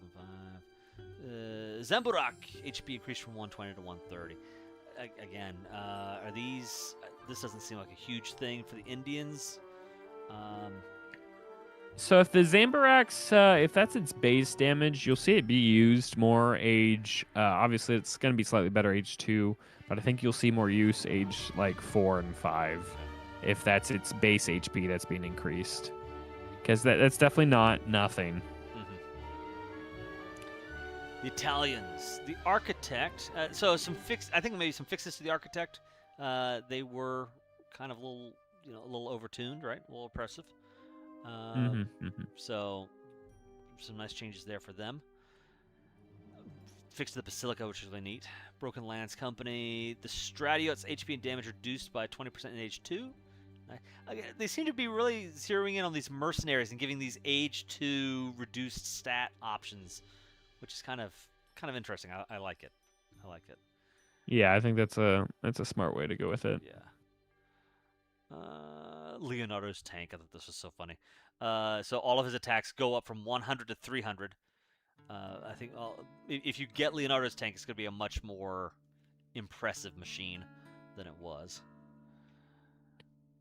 Yeah, it is kind of funny how when it does appear, it's kind of lackluster. Like, it's cool, yeah, but it's really not like just the greatest thing ever. Okay, which is fine. You are It's the archer fun. dude. You talk about archers all the time, man. The Pavicier, the cost changed from 50 wood, 35 food to 40 wood, 45 food. So like less of a wood cost, more of a food cost. That has to be a buff, right? Because you're collecting food faster than wood. So it should be easier to mass them, yeah? Yeah, first off, I am not the archer dude. How dare you? I hate archers in this game. Am I wrong? I thought you were just talking about the Livonians and the tankiest archers ever, you know? Yeah, no, I actually despise archers in this game. Except the longbowmen. The longbowmen is OP. Everything else is hot garbage. No, but this I have tried Pavisiers. I've tried them over and over and over and over again, and they just never work out. They never do what you want them to. Like, you think they're gonna be so cool, but then they just end up being garbage. I think this will help them a lot for age 2 play. But like late game, it'll be, I guess this is slightly good for late game. I think this is mostly will be helpful age 2. Is the main thing because those high wood costs is extremely oppressive. Yeah. So I think That that's a makes good sense. change. Good deal. With the Japanese, I'm skipping. It's funny how they don't mention all these revolutions, but then in Japan, we have the Meiji Restoration, noted here as just totally transformed into something that I think is much more evocative of the history and seems like it's going to be a real game changer perhaps for Japan, at least thematically. I look from the outside and say, oh, that's so cool. The roster totally gets transformed. I guess we have to see whether it's actually going to change up how they play late game. but it's pretty neat. I think you'll see it as a fun thing. I don't think its unit stats are like actually age 5. Mhm. Like I think the Gatling gun is Imperial and the cannons are Imperial from the consulate. But from what it looked like the Ashigaru and those units, they didn't seem to have like fully Imperial stats. Yeah. So they might be pretty good, but I don't know at this point until I test them. Should be interesting. Definitely something to keep an eye on. The Lakota got some minor changes, but I don't... Wait, the Tashunka Prowler is now available in the Fortress Age. Were they previously... They were age 4 only, so that's a pretty big change for them. Yeah. I was about to just skip past that, but this is available a whole age earlier. It's been nerfed a little bit less HP, and 1 less damage, but being available in the Fortress Age has to be a big deal. Huh. Yeah, the Prowler gets used sometimes. It's... I don't know. I have mixed feelings about it because whenever I use it, it's garbage, but whenever other people use it, they kill all my cannons. So I think that'll be a nice change. I don't know. That's the type of thing I feel like we'll have to test. Yeah. But I would say overall that's good. It being locked to 4 always felt weird to me. I'm not sure exactly why it was, but I think that's a perfectly fine change. I'm excited about it. I am one of the first matchups that I really want to see when the DLC comes out is Poland versus Lakota, and just who is the ultimate cavalry civilization. I actually think, I mean, it's gonna be hard to say because Poland will be really broken when it first comes out. Yeah. But I think Poland will carry that matchup, just because the melee cav, will do a lot of damage versus like axe riders and stuff. Since they are 7 speed, I think they'll be able to catch axe riders. And if you catch axe riders, then you're gonna catch all the bow riders.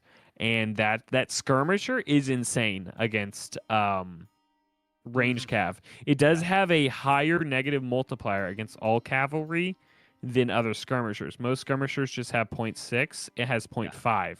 So that 3x is a little bit deceptive. Yeah. It might actually be about the same, but it looked pretty good. So like if a skirmisher had like 10 range attack, it would have 30, and then it would be like 15. Yeah. So if that skirmisher has 10 range attack, that's 15 versus a normal skirmisher, which would have actually it's exactly the same. So it's the same versus dragoons, but I think it'll be pretty strong because it'll be able to kill basically any of the. It'll be able to kill any of the units that Lakota have to kill its heavy cav thing. So I think it'll be a pretty good matchup for I Poles think it'll be there. a really fun dance to watch. I think that'd be a pretty cool matchup. Now, all right, you might tell me you're not the Archer guy, but you're not going to tell me you're not the Malta guy, right? So we got the change to the Maltese here. They've got a brand new card in Age 3, an Infinite 1 Culverin card. And then also German Tongue now costs 25 less wood. That Culverin card, I feel like that's a pretty big deal. I mean, that just shuts down, the 2 Falcon play, right? Yeah, I've been advocating for a Culverin card for Malta for quite a while. Just because they get absolutely dominated Age 3. Because now actually the fixed gun beats 2 Falconets. So if you're getting FF'd against and they ship 2 Falcons, you can just ship the fixed gun and you win that fight. But you can't put any forward pressure. Right. You cannot push outside your base. Right. So now what you will be able to do is you'll be able to go Age 3, ship that 1 Culv instead of the fixed gun, and you'll be able to beat the 2 Falcons and you'll be able to push out. Right. Yeah. So that actually is an extremely good card. I still think they should, I think that instead of an infinite 1 Culv, I would make it a special card that ships 1 Culv and enables them to be built at the fort. That would be my, I like that. I think that would be pretty cool. perfect. That is pretty cool. But I also, in my mind goes to something much simpler, which is that Malta, they feel to me like they are a Culverin Civ between the general defensive focus and also it's one of their royal units. It just kind of makes sense to have a special Culverin card in H3. So I like the addition, but I do like what you're describing a lot there. The German tongue, I think it's a good addition. costing 25 less wood. How is that like a big deal? I mean, it's going to make that opening easier, right? I mean, I guess that'll allow you probably to get that shipment out like, I don't know, 10 seconds earlier maybe. You usually I have the shipment ready to send a little bit before I get the wood to ship it. So this will make it just a little bit smoother. I'm not sure it'll make like a massive lasting change. Yeah. Like throughout the game, like you'll notice it once you do it, but I don't know that'll like drastically change how good they are overall. Let's all celebrate, ladies and gentlemen. Baja California has received a whole bunch of nerfs here. The Bandito does significantly 3 less damage with the dynamite charge attack. The Quattrero, his charged lasso attack, does less damage, and the area of effect is smaller. It's like a lot of the cards are doing less, so hopefully that means the Baja California rush will be much more manageable. Very excited about that. Oh yeah, I'm so happy with that. That was so annoying to deal with. It's annoying to have to, you have to have a whole game plan or a deck just built around this one strat. It's ridiculous. You know, here's a question for you before we move on from Mexico. Is how viable is it to just play Mexico and to just ignore all of the revolutions? Does Mexico bring anything to the table as a civilization to make it worth playing? I have made a few videos doing strategies, basically no revolt strategies, and some of them are fine-ish. Yeah. But they're just not OP like its other builds are. Right. So there's no reason to go those, essentially. Yeah. Yeah. Makes sense. Like they have an okay. You can have. So the Soldado build's really slow, so you can't do like a normal Musketeer FF with 2 Falcons, like mini Musk civs, but you can like go H3 really fast and ship 6 and 5 Soldados and another 5, and you can have kind of a cool FF, but just none of that. All of that pales in comparison to the Baja or Central America or any of those. All of those are just straight up better. Luketa99BR in Twitch says, could you turn up the volume of the other narrator a little bit? So I've done that for you. Hopefully that sounds pretty good on you. Yeah, I can turn up my own mic a little bit if I need here. I think we're going to be good, but I'll let you know if we need to turn up. Ottoman's also getting the nerf stick here, starting with 50 less wood. So this is going to mean that it's going to be a lot harder for them to open getting the trade post and the just all the industry that they need, right? The Abus Gunner, doing less damage overall. The Bashi Bazook doing less damage to heavy infantry.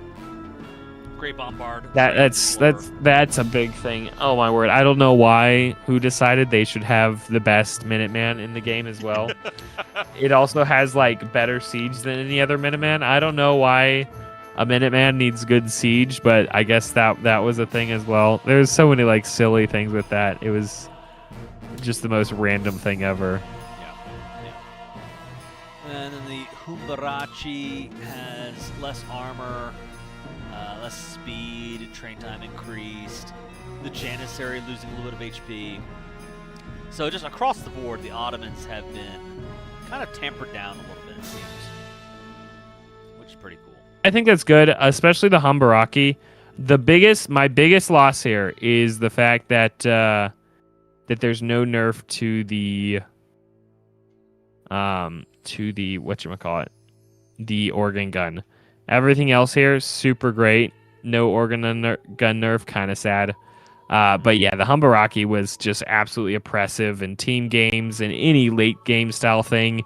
they have after you get all their upgrades, they have like 4.95 speed or something like that. 4.95 speed, which is just insane. There's absolutely no need for that. So I'm very happy they got nerfed.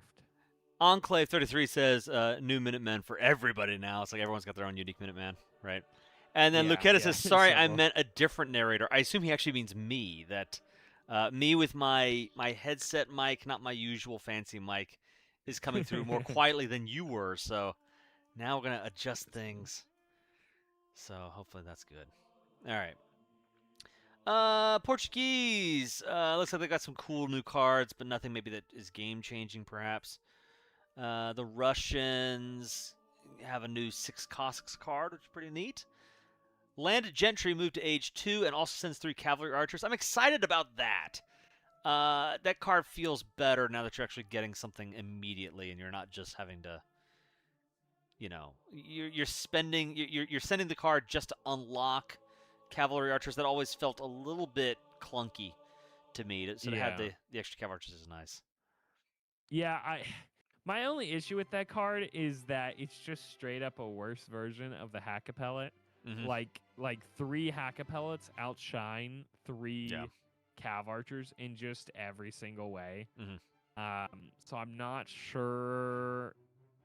I still don't think we'll really see that card used much. It might be. Like 4 Cav I Archers? actually do use that card just because it increases Dragoon attack and HP by 20%. So I actually do use that card. But you're not really using it for the Cav Archers. No, not at all for the Cav Archers. Yeah, that's hilarious. Let's see. The Spanish. Okay, a slight change their shipment rate. Shipment rate slightly decreased. Is that a buff or a nerf? I think that's a nerf, right? Is that just 1%? It's literally just 1%, so it's not. They must have. I feel like they changed that. I thought it showed different earlier today. Huh. But yeah, that'll just mean they get slightly less super fast shipments, I guess. Still be really strong. This change right here, I don't know how much it's going to change, like at the pro level, at the highest levels, but the cries of the people have been heard. The fact that Reconquista now lets you train conquistadors in the embassy is just part of your Spanish roster now. It doesn't. I tested it. You can only build 10 of them. Okay, even so, yeah, fair enough. But even so, the point I'm making is simply, okay, you can now just train. You have a card that lets you train conquistadors as the Spanish. It's like that's something that people have complained about a lot, and so to see them open that up is a really cool thing.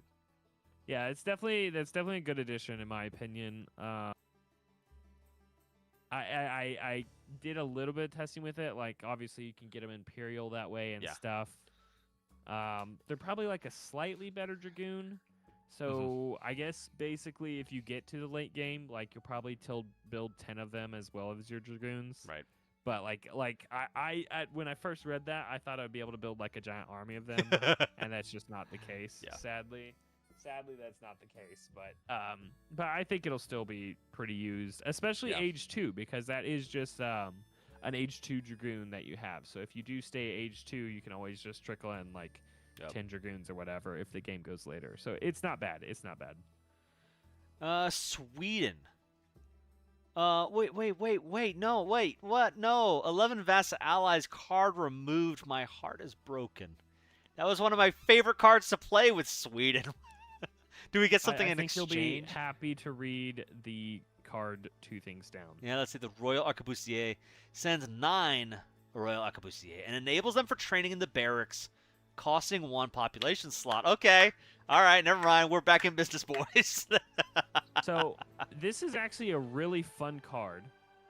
It's a little bit, tiny bit bugged, I think, because it doesn't enable... you don't have, like, what is it? What is the card? You can't upgrade them. And I don't believe Sweden has blood brothers. Okay. So you can't, you can only use them age 2. You can't get them age 3 or anything like that. So they're forever stuck on age 2 stats, which is a little bit sad. Interesting. Huh. Interesting. Archipelago Fleet. Anything else cool here? The Savalax Jaeger is a little bit. That's more costly. Okay, the Surstroming increased fatten rate of 1 food per second to 2 food per second. So that card is now twice as effective. Cool. And then the United States.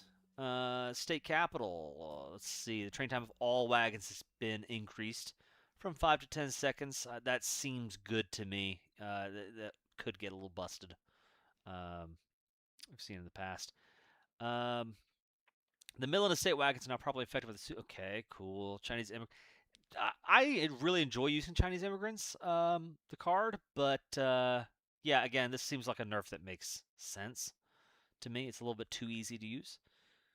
Scottish immigrants, maximum count of Highlanders reduced from 10 to 9. Is this, like, how does this affect the United States? Is this sort of what they need to be in a good spot?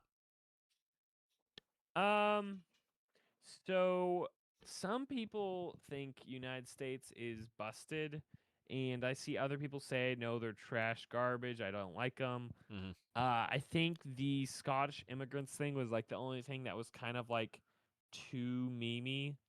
Yeah. So it probably is good that it's being nerfed, the Scottish and Chinese immigrants. I don't think this will really affect like how often people play USA. I don't think it'll majorly change anything, but it's like it's just a nice little nerf, I think. Yeah. It seems good to me. Revolutions. I'm not going to go through all of these revolution changes. Not because they're not worth it, but again, for the sake of time, I'm not wanting to get lost in the weeds here. Let's see. Let me just pause right there. So with everything, like, give me your big picture view of, are the changes overall that we've seen here good? Are they in the right direction? Do they need to go further? Like, what is your vibe so far of all the changes? So I think they're playing really safe. That is the one word. Is other than the just completely new stuff they added, like the revolutions and stuff, everything else here is like just very slight tweaks, which I think are all in a good direction. I think there is a few things that should be a bit more. I would nerf organ guns, for example. I think those are just the worst thing in the game. I would nerf. There would be there's more stuff I would nerf. Yeah. But there's not like there's nothing here that's bad. So I guess I would say I would go a little bit further, but I don't think anything here is like terrible. Yeah. Cool. Yeah, I agree. All the changes that I've seen seem, good to me, and it seems like it's going in the right direction. And maybe they're, kind of, like you said, maybe they could push the envelope a little further in some cases. But it's really good. Good changes. Independence mode. I am so excited. I want to be the independence mode guy. I'm really excited to see what they do with this mode. I want them to replace Empire Wars on the ranked ladder with independence mode ranked. This to me, because I love AoE3, I also love AoE2, and to have them experiment with this kind of merging of the two, not just in the way of like removing the home cities, but even how the way they're going to play now is the fort is going to have like a particular unique unit that this civilization gets access to, is a lot like in AoE2. You build a castle and you have a unique unit that's particularly impactful. And I think it'll be really interesting. I'm so excited to see how this pans out. It might be, a dud, but I think it has some real potential. And I'm really curious to see what they do. Yeah, I think I think it'll depend on how much they push it. Yeah. Amen to that. So I think absolutely. So I think if they don't push it at all, like I think they could basically go to the AoE2 community and be like, hey guys, we built we know y'all's big issue with AoE3 was this whole card system that was confusing. You didn't know what was going on. But you know what? We made an AoE3 that doesn't have that really confusing thing. Why don't y'all go try it out, see if you like it? I think that's a great pitch. Yeah. I like AoE2 and AoE3. I play AoE3 mostly because I enjoy the timeline more. Right. More than anything else. but I think if they really pitch that, it could be really good. But I think if they don't pitch it, yeah, it'll just be a dud. No one will care about it. There It have won't do been anything. several moments in AoE3's history where they've had a really cool idea. We were talking earlier about the free trial. You know, when they first, I think when they announced that really cool idea, and then they didn't like actually advertise it Yeah. and really put it out there. And I think, you know, you're right that if they don't do the work of spotlighting the mode, yeah, it could just be a dud. But I Yeah. think they've got something really cool here. Yeah. And they got some As map long as they changes. utilize it. As long Right, as they utilize as long it. as they utilize. Hey guys, AoE2 fans, the Viper is now in the game. You can play your favorite pro player. Come play AoE3. So anyway. Now I don't know if we could get him to do it, but you know. Yeah. That would be funny. He's got to put out at least one video, right? You know, look, it's me on a map. So, okay, and then I think from here it's a bunch of scripting things, a bunch of campaign things, which is really cool. A lot of RTS games live and die on their single-player stuff, so it is neat to see them going in and just really massive changes, cleaning up a lot when it comes to the campaigns and the single-player scenarios, which is awesome, but I'm not going to go through this right now. I am not a single-player guy myself for AoE3, but like huge tip of the hat to those of you who are. I get it, and this is awesome. And then some graphic changes, sound changes, some DLC stuff. Okay, there we go. Livonia Revolution, Prussian Revolution, fish traps. Fishing boats of all civilizations can now construct fish traps. For a cost of 80 wood, this slow, infinite source of food can only be built in the vicinity of docks. That is very familiar to me as an AoE 2 player, but that's got to be a massive game changer for Age of Empires 3. Yeah. People have been acting like it'll be a really big deal. I think it won't be the biggest deal. Really? I think you'll because the thing is that those that's already not used, to be honest. Like water that much. You're so telling this me will make some impact in water only games. Yeah, I was gonna say you've but never I think in had most a games game where you were like relying on your fish food eco, and then the fish they ran out of fish on the lake in the river, and now you're just stuck putting them on whales, and you gotta fix your food eco. That's happened to me. I can say that. Anyway. Yeah, I mean, I guess I can see some uses. I guess I can see in the uses when it's useful, it'll be really useful, but most of the time it won't be very useful. Yeah. I guess that if that makes sense. Whaling ships, which is kind of a cool thing. I wonder if they're going to be. I wonder if they're going to be in the dock, or are these just. It looks like they might just be cards. Interesting. Okay, Native Alliance cards, mercenary cards, the Burger Militia. Yeah, so the Dutch and the Germans get Burger Militia now. The anti-cavalry Burger Militia. Interesting. Okay, cool. Very, very neat. Thanks for taking the time to go through that with me. I appreciate you. Ah, it's fun. It's fun. I would actually be down for a single game if you wanted to. Let's We do could it. like Let's do it. Danes versus Poles or something. I'm going to read chat here really quickly.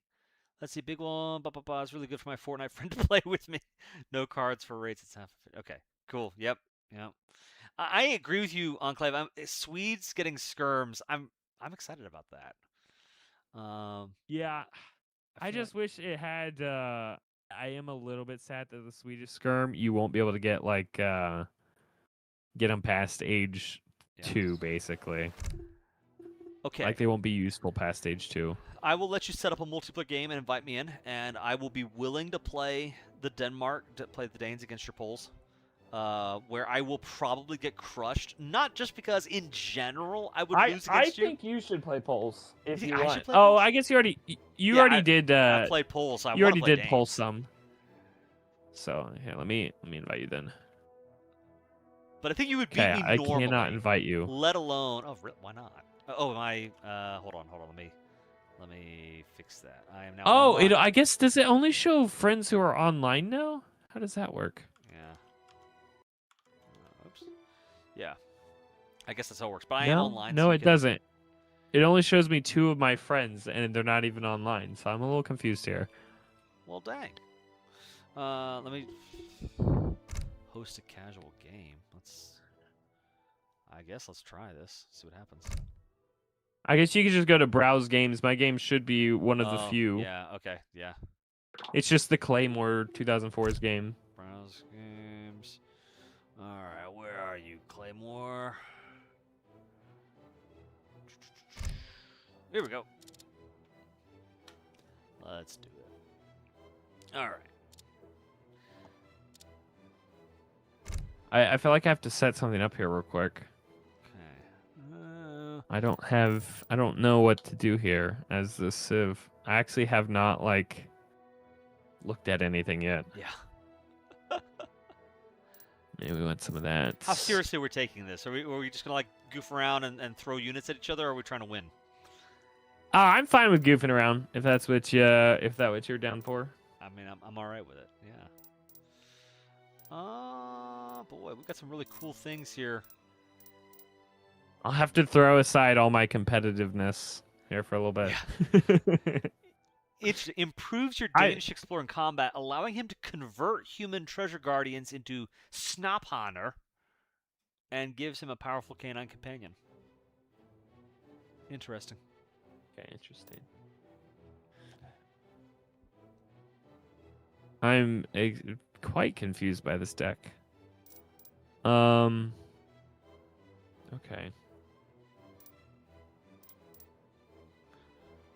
Huh. That's so Okay, interesting.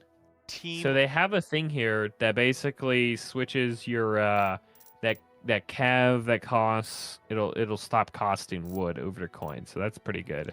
Oh, interesting. Yeah. I love this card. Team Oresund Customs increases your custom house's tax revenue when other players receive shipments. Your allies now also receive coin for every shipment you send. That's kind of insane. Yeah. You know what we should do? If we're just going to goof around, we should just play a 2v2 against the bots. Yeah, I don't know. Bots are just so bad. I mean, that is true. You're right about that. Have you played against the AI? Maybe they are a little better, apparently, so... Yeah, I don't know. I guess when I can 1v3 Yeah. extreme AI, Yeah, fair it's enough, just whenever fair I play enough. bots, I'm like, I don't know. Royal Docks. Okay. Ships one royal embassy, which the House of Oldenburg grants access to its royal units. Okay, yeah, that makes sense. So if I want... Oh, heck, man, that's awesome. What? I just found my new favorite card. Which one? You don't worry about it. Don't worry about it. Oh, no! Don't worry about it. I'm dead. I am dead. D-E-D, dead. Okay, let's see. Kind of an insane card, though. Oh, my word. All right, here, let's see. Tycho's Observatory increases... It's the Boyar card. Oh, yeah? So it ships 2 Boyars for each Folwark and stable, Yeah. and enables them with stables to be built. But the Poles don't have the card that makes natives cheaper. Oh, interesting. Yeah. So they have all these things to enable natives, but none of these, you can't, you don't have Blood Brothers to suddenly upgrade them all, and you don't have the thing to make them cheaper either. It'll be... This is wild. Tycho's Observatory increases the HP and XP rate of round churches, enables the triangulation ability to briefly reveal the position of other players' ships and home city gather points. That's either going to be, useless half the time, 90% of the time maybe, and then the other half of the time you're going, whoa, I know exactly where he's mobilizing his forces because I can see where he's set his. Interesting. Confiscation notably increases the tax revenue and splits it equally into coin, wood, and food. Equip crossbow with lockbows to deal more damage. Okay, so Danish crossbows with lockbows deal more damage but have less range. Their food cost is replaced by an increased wood cost. Yeah, I tested those a little bit. The only thing really of note there to me is that the animation doesn't change.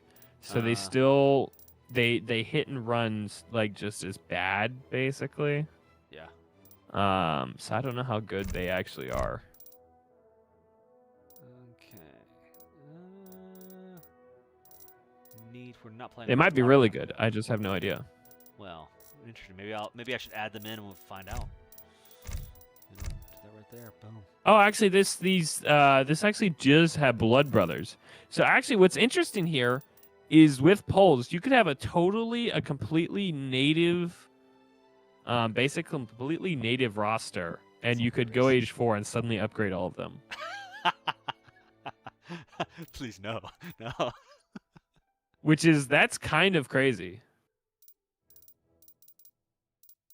Huh. It does seem like the Danes are the infantry civ, you know, compared to the Poles, obviously. Yeah. Yeah. Cool. Okay. 10 soldier Danish commander. Lowland. Okay.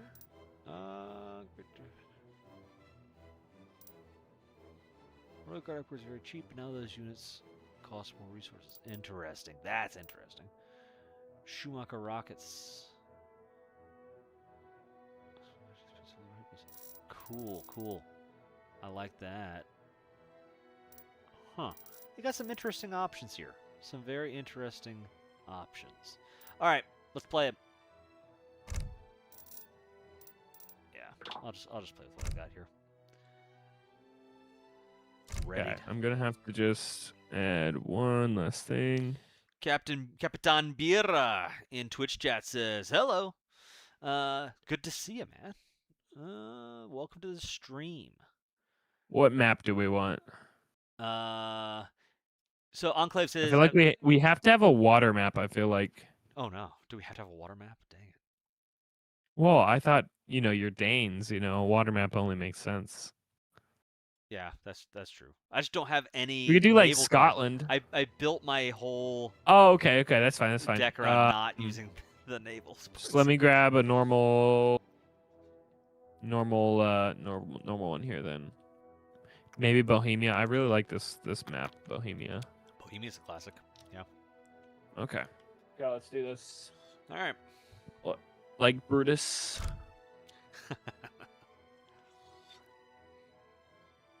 All right, chat. This is where I secretly unveil that I'm a Dane master. I've been spending the last 10 hours just, practicing my fast He's still on fortress. level on Home City, but he's a master. I'm a master. Yes. Okay, I'm I gonna see pull out you. my I see elite you. strats. Hello? So I start with a customs house. Interesting. Ja, selvfølgelig. Okay, chat. Here's a super secret plan. We're gonna put a full work back behind his base. Yeah. And we're gonna heckin' rush him. That's what we're gonna do.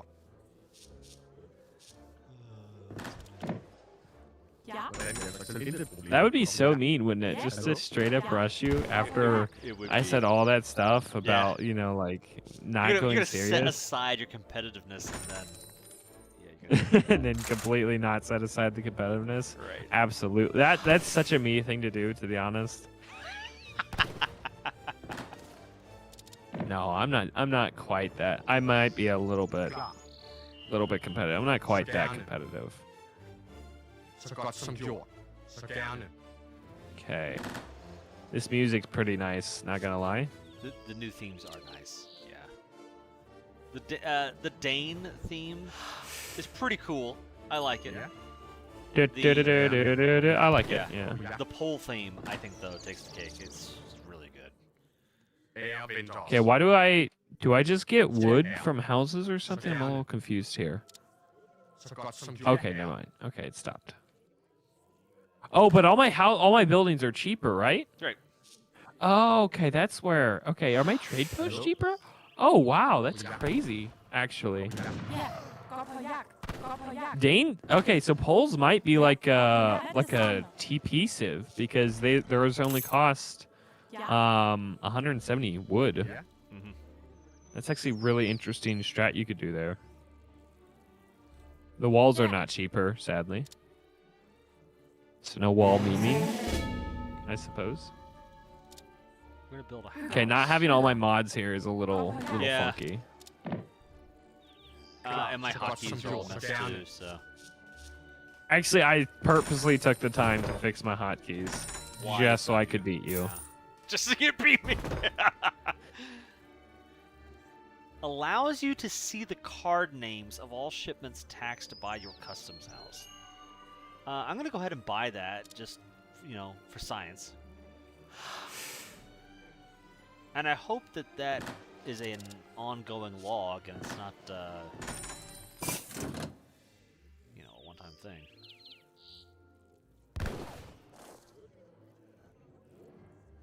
Mm. Alright, that's kind of interesting. I want to do that. Let's see. I should go into my deck. I should actually select a deck, so that should tell you just how competitive I'm being right now.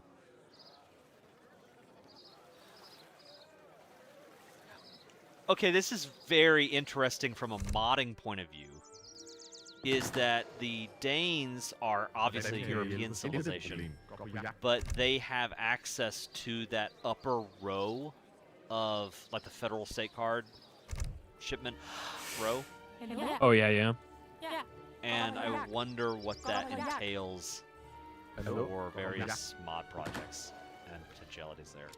Because I think it used to be the case that you had to be a federal civ in order for that, like, be in that culture in order to use that row of cards. Yeah, I think so. My politicians are at a reduced cost.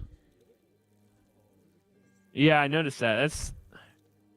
I'm not sure.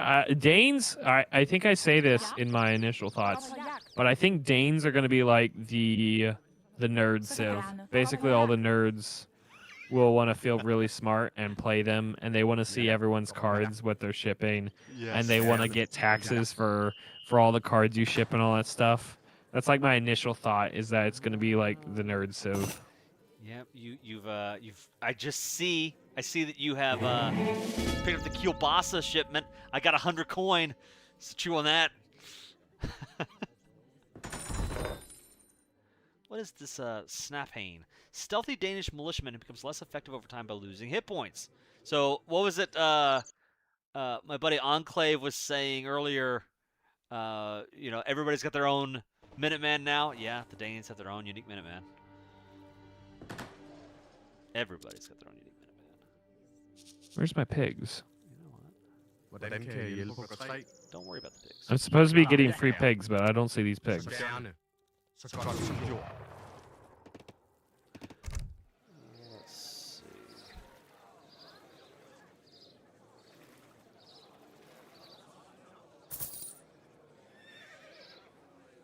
Oh, every newly constructed one. Oh, I should have waited to construct a bunch of these till after that card came in. That's annoying.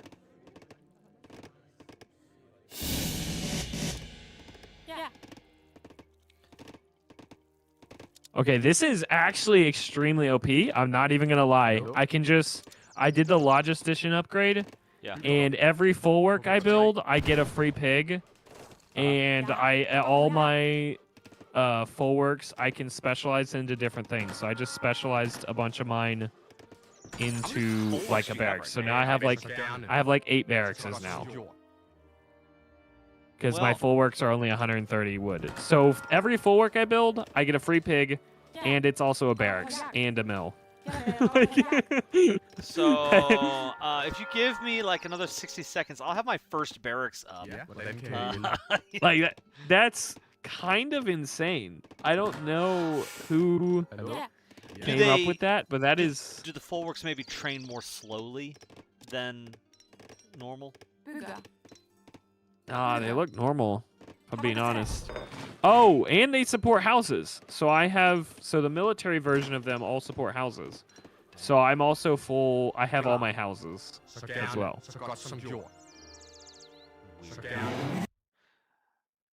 Over on YouTube, Senor Yeti Albino says hi, to which I say hello. Welcome to the stream. What are you guys thinking in chat? You know, I've not been talking to you guys a lot. What do you all think about this new DLC? Are you excited? Are you happy that Microsoft has kind of reversed course on the cancellation and are reinvesting in AoE3? I think it's amazing.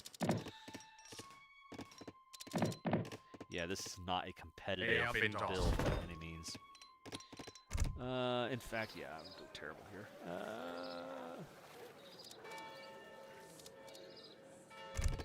Don't attack me.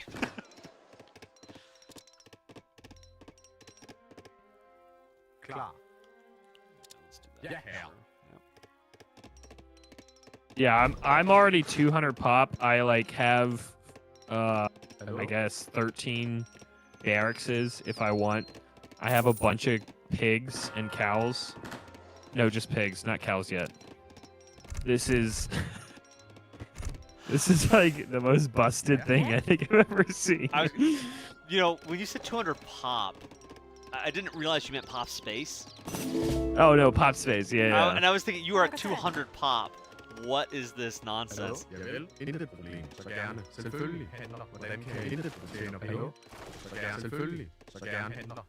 How fast do these gather? Let's see. So 0.69. So without any... Okay, so the hunting is actually bugged right now. Okay. I forgot about that. All like the natural resources, I think, are 1 per second. Or something like that. As a base. So they're all bugged. Because I think they're all set to what the... I think they're all set to what like they're gonna be with the... Whatchamacallit? With that fancy mode, I think is what they're all set to. So I assume in the independence mode, all your things are gonna like all your resources are gonna gather faster, and I think it'll be like 1 speed or whatever.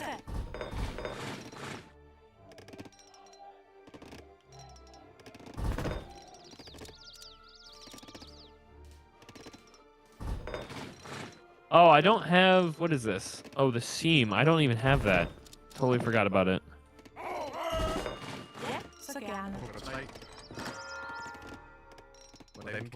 How much does that cost? 225 and 255. Kind of an awkward cost.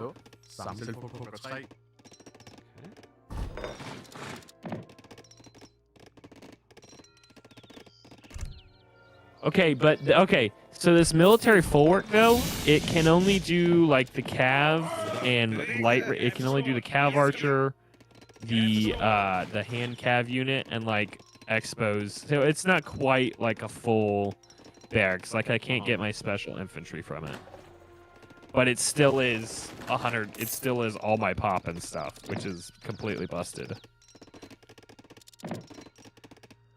Huh. And I guess I also can't upgrade units at it, so you'll have to rely. You'll have to have like at least 1 barrack still. Yeah. So it's not completely busted, I guess, yet.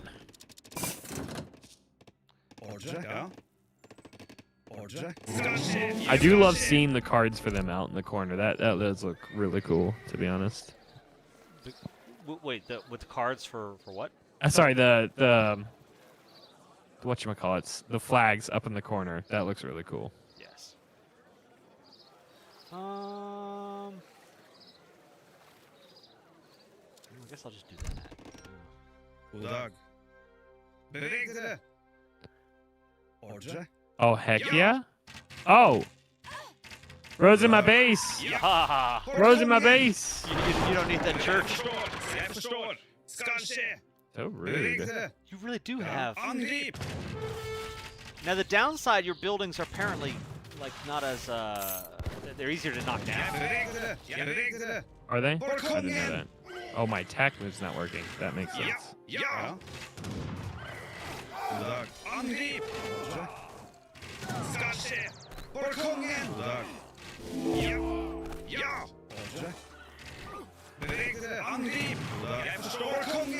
Rose in my base. Killing my dude.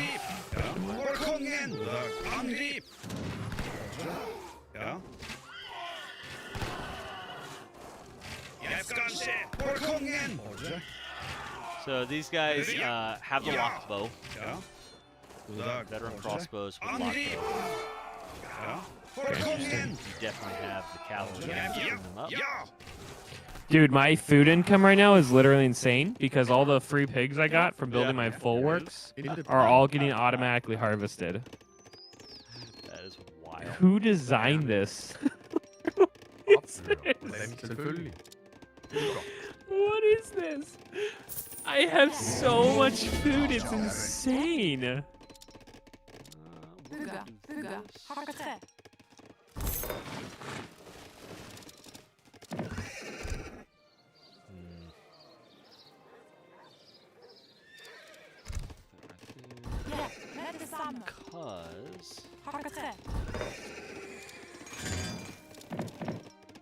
don't do that to me. Don't do that to me. There's that. There's that. I play so much worse on my hotkeys. I just need hotkeys. That's I'm just complaining. Oh, yeah.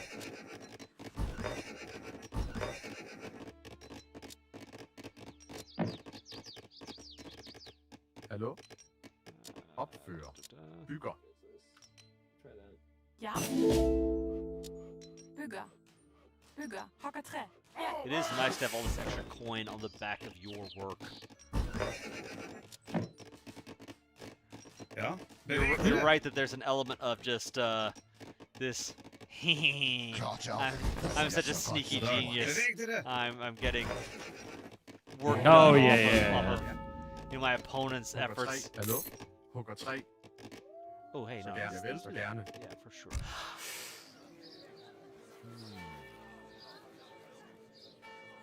Kalmar Castle, that was a Swedish thing.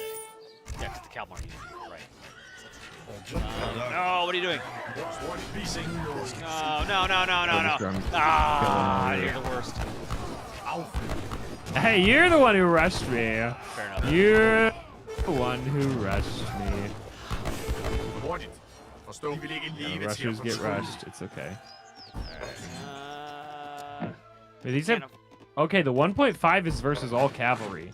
So these actually do have a multiplier against dragoons, even though they also get killed by dragoons. Ja, That is den er hurtig. interesting. I like that. Hallo?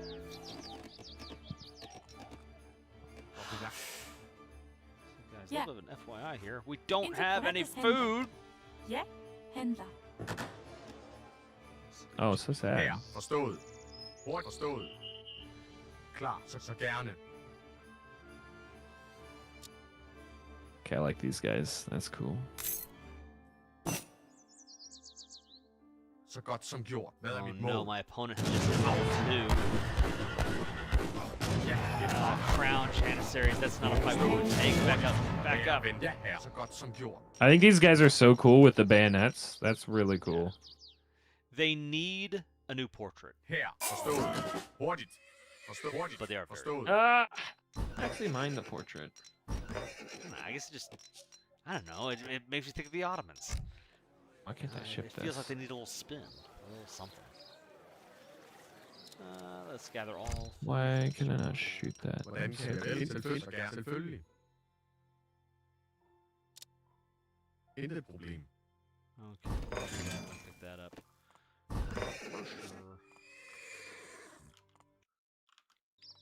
What do we have here? Veteran Dragoon. Hvad er mit mål? Forstået. Oh, one thing I don't like is that when you double click your barracks, it also selects your military full works. I don't like that, actually. That's quite annoying.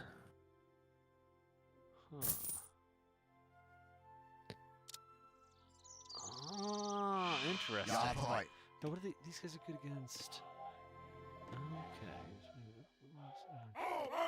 Cool. Ja, general. Very cool.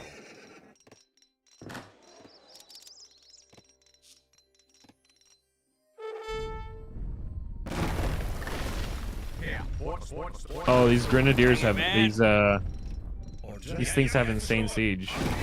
These Janissaries. Yeah, I see that. How cool. That's really unlucky for you. That's tough, buddy. I Yeah, hate to man, see those that. Janissaries Oh, so no. sweet. Woo. This Janissary is so cool, man. I love that for you personally. I love that you have such cool Janissary.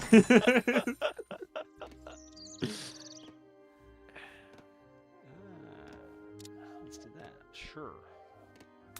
I'm a little confused why I can't send this one shipment. Wait, if I do that, can I shipment? It's just like blacked out for some reason. I have no idea why. Interesting.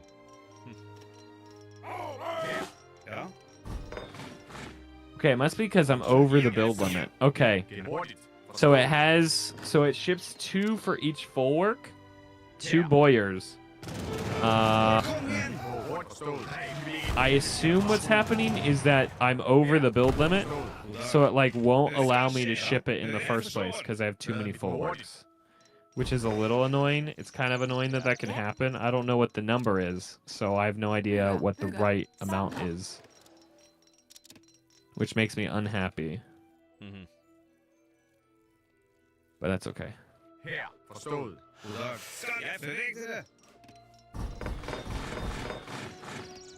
Oh, that's fine. Also, I don't think these have... These don't seem to have, Oh,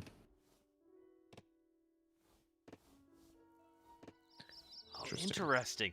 Yeah, I'm able to hover over my customs house, and I can see everything you've sent. So I know that you've sent a fort. I don't know whether you built it or not, but it's like one of the more recent things that you've done. Interesting.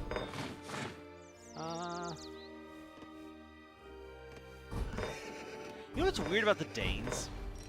And you get royal upgrades for everything, but you don't actually get unique units. Like you have a unique Minuteman, but otherwise, like no unique infantry, no unique cav. It's interesting. Ahead and maybe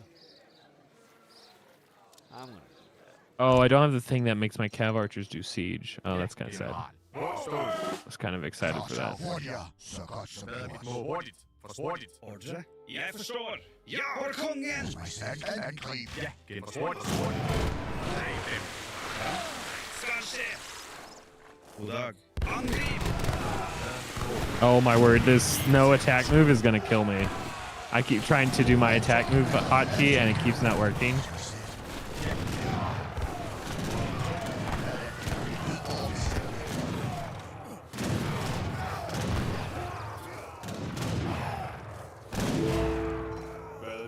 Oof. Okay. You kind of got eaten up there, not gonna lie. Yeah. You can lie. That's okay.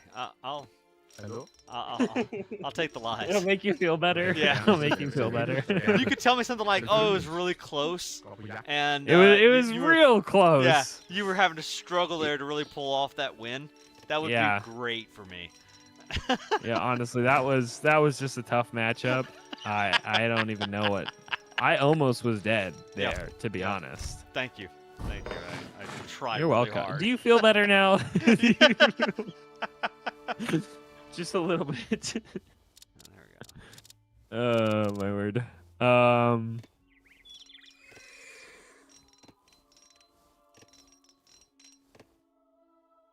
This does feel a little bit awkward because basically every time my pigs get harvested, I instantly have like 3,000 food. But other than that, I have 0 food. Yeah.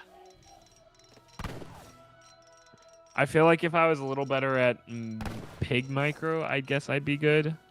But pig micro is not my specialty. And is that the way you're playing the polls, like with the politician you've selected, or is that just how you think they're supposed to be Yeah, played? the politician I selected, basically I can transform all my full works freely into whatever version of them I want. Well, usually it would cost like 80 food or something. 80 wood rather. And I sent the card that makes me have a free pig with every full work I built. So like I instantly had a pretty good boom.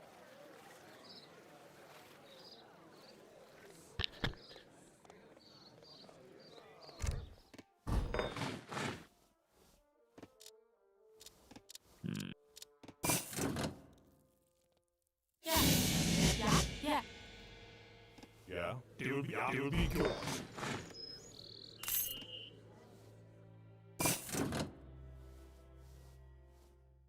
Klar. Ja, herre. Ære venter os.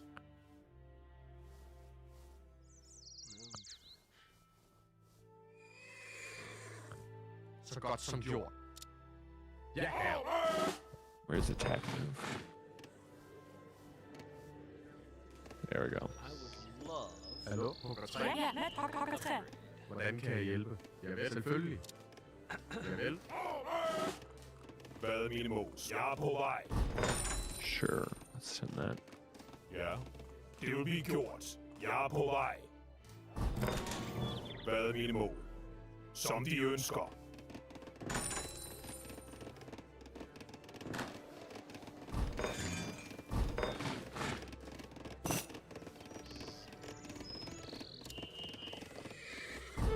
No, I'm dead. My There's my opponent's state. level 3. Angrig. There's my... Ja. Hvad er mine mål? Angrig. Hvad er mine... For kongen. Ja.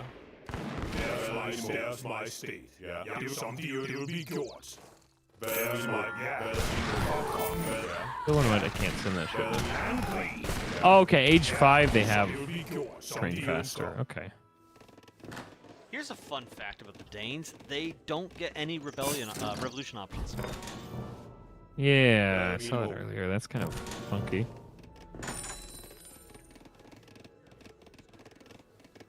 Ja. Det er jo som det vil blive gjort. Som de ønsker.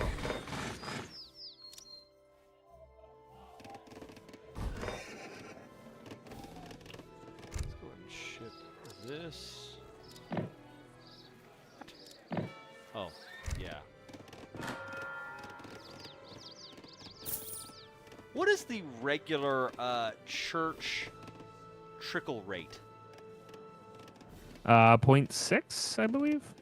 So the round church for the Danes only has a 0.5 XP trickle by default. But I can build Yeah, but it 3 of can them. get 3. Yeah. Hvad er mine mål? Jeg er på vej. Hvad er mine mål? Det er jo som det vil blive gjort. Ja. Det er jo som de ønsker. Ooh, those look cool. There's my... Royal Guard. Ja. Hvad er mine mål? There's my state.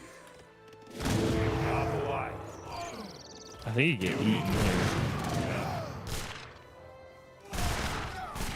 You're right, they do look really cool.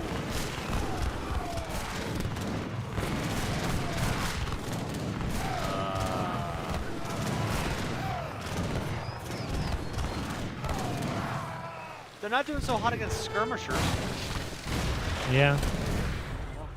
Skirmishers tend to have that effect. Yeah. Do you like the heavy Ooh, that's cannons tough. hanging out at home? You know, not. That is not doing just, that anything? is tough. Behold my strategic genius. You hate to see that. That is... it is not... That is not very lucky, if I'm being honest. That's kind of...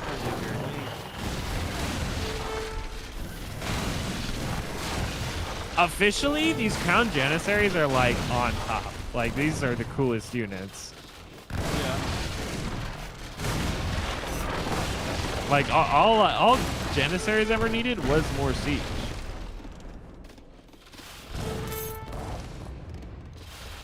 I feel like Poles are gonna be just so busted.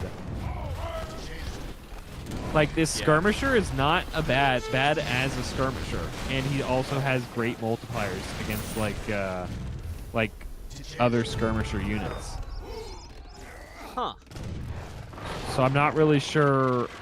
Like there's no downside to him. I guess he has 21 range. Like there's no downside to this skirmisher. It's just better than every other skirmisher, which is a little bit confusing. Okay, so as I'm about to surrender here, obviously, you know, I have no wonder weapon here. But I'm noticing I didn't really do anything with the Snapane, my Minuteman. But you can train them out of any of my Dutch houses. Or Dutch houses, my goodness. The Watch House, the Danish houses. You can so you have an upgrade for them, and then you have a bunch of extra techs that make them really good against artillery. Really good against buildings and villagers, so they're a good raiding unit. And you can research this tech that means they won't lose HP anymore. But then they cost coin. Yeah, I think there could be a really fun build with them where, like, you get a group of them age 2 or something, like hit your opponent. That could be something kind of fun. Yeah. I see. It would be a really cool way of playing if you kind of play defensively and build up your eco, and then you sneak these guys into your enemy's eco, and as soon as a fight starts, you unstealth and just start blowing away villagers. Alright, we're going to call it GG right there. Hard fought, very close. Oh, I accidentally resigned first. Are you for real?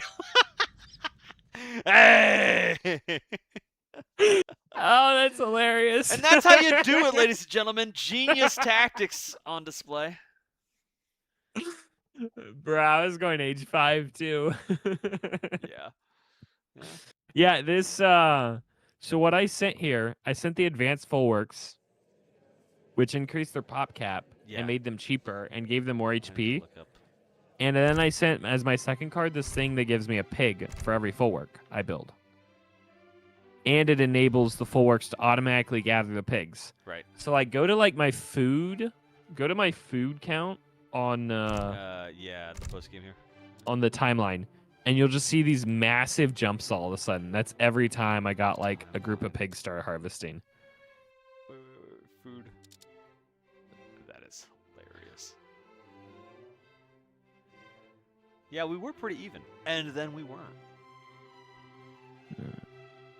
I think the Civ is just going to be absolutely busted. I don't know quite what the plan here. Like, there's just so much stuff that's going to have to be nerfed. Yeah.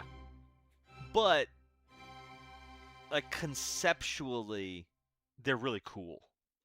Yeah, And conceptually, I really like the idea. Yeah, I think we can work with busted and, especially given that they're running this open beta, they're going to get info and details, and the hype is there. They can figure things out for release, Mm-hmm. Yeah, All right, definitely. that was awesome.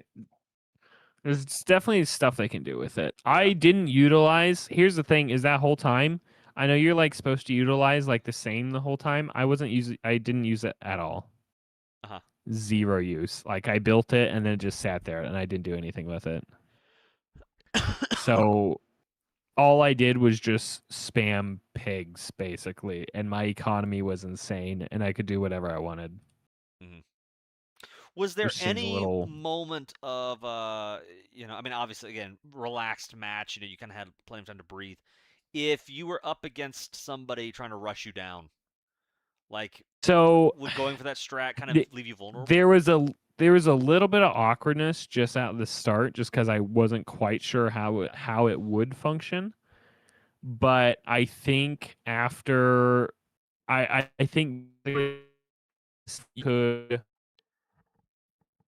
could probably age up pretty fast, and then you could just instantly boom a bunch. And also your full works you could make all of your early full works all military buildings with plus 100% HP. So I don't think I don't know that you can get rushed there very easily. Yeah. Nice, very cool. So I don't know. It's going to be interesting to figure out, but I think obviously everything's kind of busted at the start, but I think this will be really, really strong. Yeah. Very cool. All right. Very fun. Well, dude, that was a blast. Again, just checking out the new civs and hanging out. Well played. Yeah, it was fun. It was fun. I will catch you around. I'm gonna on Sunday, since that'll be my one day off. I'm planning on doing a big stream, so I know obviously you'll probably have church in the morning and stuff. But if you ever want to join, then that'd be fun. Okay, dude. Yep. Making a mental note of that. I'm think I might be able to pull that off. We'll see. Cool. Dope. See ya. All right, see you, man. All right, guys. Well, that was a blast. I think it's getting pretty late over here. So I am going to probably call it, but I'll wrap up the stream with this. The vibes that I have. We didn't even get into the... I've unlocked a new profile picture. Cool. We didn't even get into all the revolutions they've added. Like, one of the things I'm most excited for is just to play Germany into Livonian Order. Or Germany into, you know, like Prussia. I think that, you know, that would be really cool. And we didn't even get into that. But the new civs, both of them are really neat. I think that Poland is the more splashy one. I think it's like literally, you know, you look at the DLC banner and what do we see?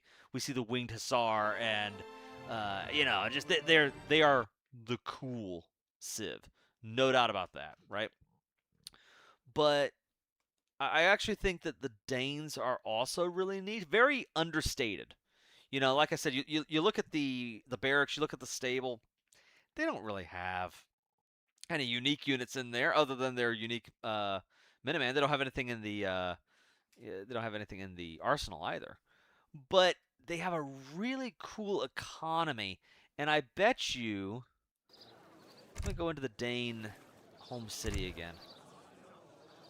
I'm definitely gonna have to put together a video going over, you know, all this cool stuff.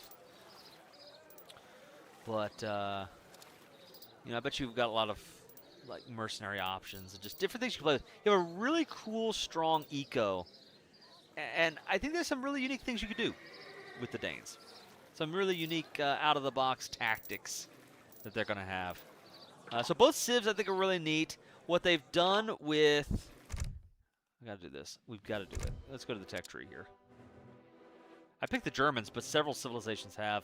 Like Livonia, and oh, you've got all the Order Musketeer, the Teutonic Knight, and, you know, like really cool stuff. And then, you know, you have Prussia here, the Landwehr. I wonder, actually, as Germany, do I still have my, like, the normal Landwehr cards? Is that something I can do, or has that been shifted? I think it's been shifted down to Prussia now. Yeah. That's gone. Which, I'm kind of okay with that if...